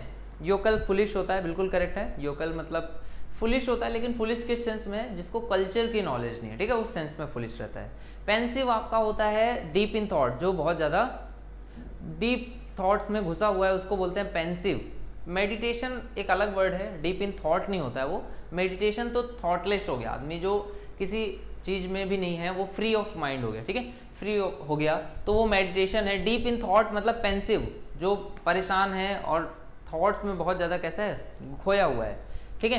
पेस्की मतलब क्या होता है? फुल, वो पेस्की बोलते हैं हम लोग, किसी को परेशान करने के सेंस में आता है, एनॉय करना। पेस्की मतलब एनॉय करना। परलॉइन मतलब किसी की चीज़ को चुरा लेना विदाउट उसको पूछे बिना अगर आप किसी चीज़ को चुराते हो तो ये होता है परलॉइन। परलॉइन मतलब पर मतलब दूसरे से रिलेट करते हैं, परे का, दूसरे का, और बिना किसी चीज़ को ले लिया, अगर तुमने बिना उसकी परमिशन के ले लिया तो परलॉइन मतलब बिना किसी की परमिशन के उसकी चीज़ को चुराना, ठीक है। तो करेक्ट आंसर इसका क्या हो जाएगा? डीप इन थॉट हो जाएगा पेंसिव। परलॉइन आपको पता चला। पेस्की मतलब एनॉय, परेशान करना, ठीक है। तो परलॉइन क्या होता है? किसी दूसरे की चीज़ को चुरा लेना। नेक्स्ट पे आ जाओगे, without risk of punishment. Without risk of punishment, जिसको पनिशमेंट का रिस्क नहीं है, ऐसा क्या होता है? विदाउट रिस्क ऑफ पनिशमेंट, तो ये होता है, क्या होता है? Without risk of punishment. Correct answer क्या आ जाएगा? विदाउट रिस्क ऑफ पनिशमेंट, यानी कि इम्प्यूनिटी। इम्प्यूनिटी होती है विदाउट रिस्क ऑफ पनिशमेंट, ठीक है। चलो नेक्स्ट आ जाओगे, excessive preoccupation with one's health. जो बहुत ज़्यादा अपनी हेल्थ को लेकर के क्या होता है? बहुत ज़्यादा किसी को लेकर के दिल चुराना, परलॉइन। हाँ, बिना इंफॉर्मेशन के ही होता है। सही है, सही जा रहे हो तुम, बढ़िया, अच्छी जगह जा रहे हो। याद रहेगी तुमको ये वर्ड, इस जन्म में तो याद ही रहेगा। Without risk of punishment, punishment का जिसको रिस्क नहीं होता है उसके लिए क्या वर्ड यूज करते हो भाई आप? Without risk of punishment. तो आपका आंसर क्या आ जाएगा? प्यूनिटी पनिशमेंट से रिलेट करता है। इम्प्यूनिटी मतलब जिसको कि डर नहीं है, इम्प्यूनिटी हो जाता है, ठीक है। इम्प्यूडेंट ढीठ होता है, आपको पता है इम्प्यूडेंट किसके लिए आता है? ढीठ के लिए आता है। इनएक्सोरेबल मतलब जिसको आप रोक नहीं सकते हो, किसी ऐसी चीज़ को जिसको रोका नहीं जा सकता है।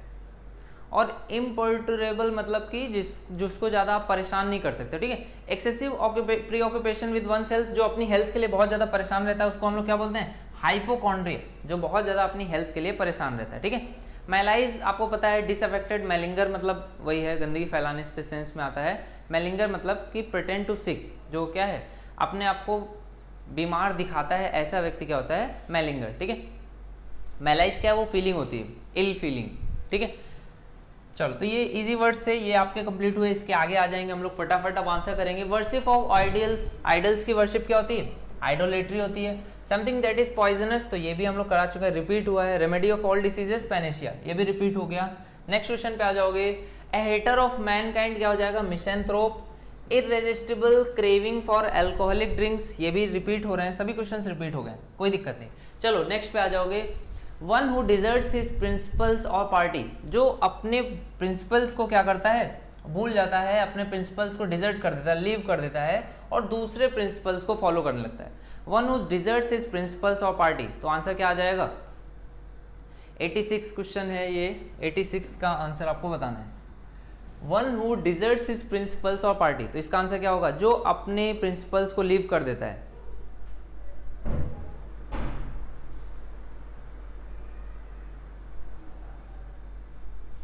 इसके लिए क्या वर्ड यूज होता है? देखो, रेनेगेड होता है जो अपने प्रिंसिपल को लीव कर देता है। एपोस्टल क्या होता है? जो अपने प्रिंसिपल्स में बहुत ज़्यादा बिलीव रखता है और दूसरों को भी अपने ही लॉ पे, अपने जो रूल है उस पर भरोसा दिला लेता है, ठीक है। तो ये एपोस्टल इसका जस्ट अपोजिट है, ये इस तरह से भी पूछा गया है। रेनेगेड आपको याद रखना है जो अपने प्रिंसिपल्स को भूल जाता है। One who deserts his principles or parties, ठीक है। चलो नेक्स्ट क्या है? One who intervenes between two or more parties to settle, जो दो या दो से ज़्यादा पार्टीज को बीच में आता है, उनको सेटल कराने के लिए, उसको हम लोग क्या बोलते हैं? दो या दो से ज़्यादा पार्टीज के बीच में जो सेटल कराता है उसको क्या बोलते हैं? देखो, जज जो होता है वो दो या दो से ज़्यादा पार्टीज के बीच में सेटल नहीं कराता है, इंटरमीडिएटरी होता है, ठीक है। इंटरमीडिएटरी क्या होता है? जो दो या दो से ज़्यादा पार्टीज के बीच में सेटल कराता है। जज तो सेटल कराने नहीं जाता है, वो लोग खुद ही से आते हैं जज के पास, ठीक है।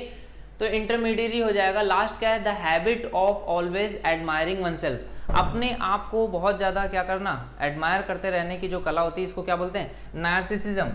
नार्सिसिज्म ये आपका ग्रीक वर्ड है, इसमें ये एक ऐसा आदमी था जिसने अपने आप को देख लिया था कहाँ पर, तालाब में, ठीक है, और वो इतना ज़्यादा खूबसूरत था कि वो अपने आप से ही प्यार कर बैठा था, ठीक है। तो नार्सिस था उस व्यक्ति का नाम, उसी से ये वर्ड यूज हुआ है नार्सिसिज्म, जो अपने आप को बहुत ज़्यादा क्या करते हैं, अपने आप को ही सब कुछ मानते हैं। चलो, टू टेक बैक, विदड्रॉ और रेनाउंस, आप किसी चीज़ को अगर विदड्रॉ कर लो, ले लेते हो, तो इसके लिए क्या वर्ड यूज होगा, टू टेक बैक, विदड्रॉ और रिनाउंस, तो इसके लिए क्या वर्ड यूज होता है,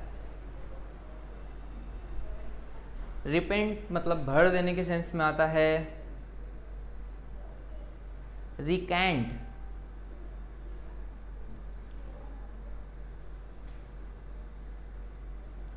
रिकैंट वर्ड यूज होगा, टू टेक बैक, विदड्रॉ और रिनाउंस, ठीक है। इसका आंसर क्या हो जाएगा, रिकैंट। जब कोई चीज है आप उसको ले लो तो रिकैंट, करेक्ट आंसर क्या हो जाएगा, recant. A pen for small animals, pen मतलब क्या है, ये जो जाल होता है जिसमें रखा जाता है छोटे जानवरों को रखने के लिए जो जाल होता है उसको पेन बोलते हैं, और इसके लिए क्या वर्ड यूज होगा, ए पेन फॉर स्मॉल एनिमल्स, ये क्या होता है, हज, इसको बोलते हैं, जो जाल होता है जिसमें रखा जाता है छोटे एनिमल्स को, वो होता है हज, ठीक है। A woman having more than one husband at a time, तो देखो पॉलीगैमी क्या होती है, जब एक मैन बहुत सारी शादी करता है, पॉलीएंड्री क्या होती है, जब एक वुमेन बहुत सारे हस्बैंड्स रखती है, ठीक है। तो ये दोनों ही वर्ड्स हैं, दोनों आपके एग्जाम्स में पूछे जा चुके हैं, पॉलीएंड्री और पॉलीगैमी, दोनों ही आपको पता होने हैं। वुमेन के सेंस में आएगा तो पॉलीएंड्री, ठीक है।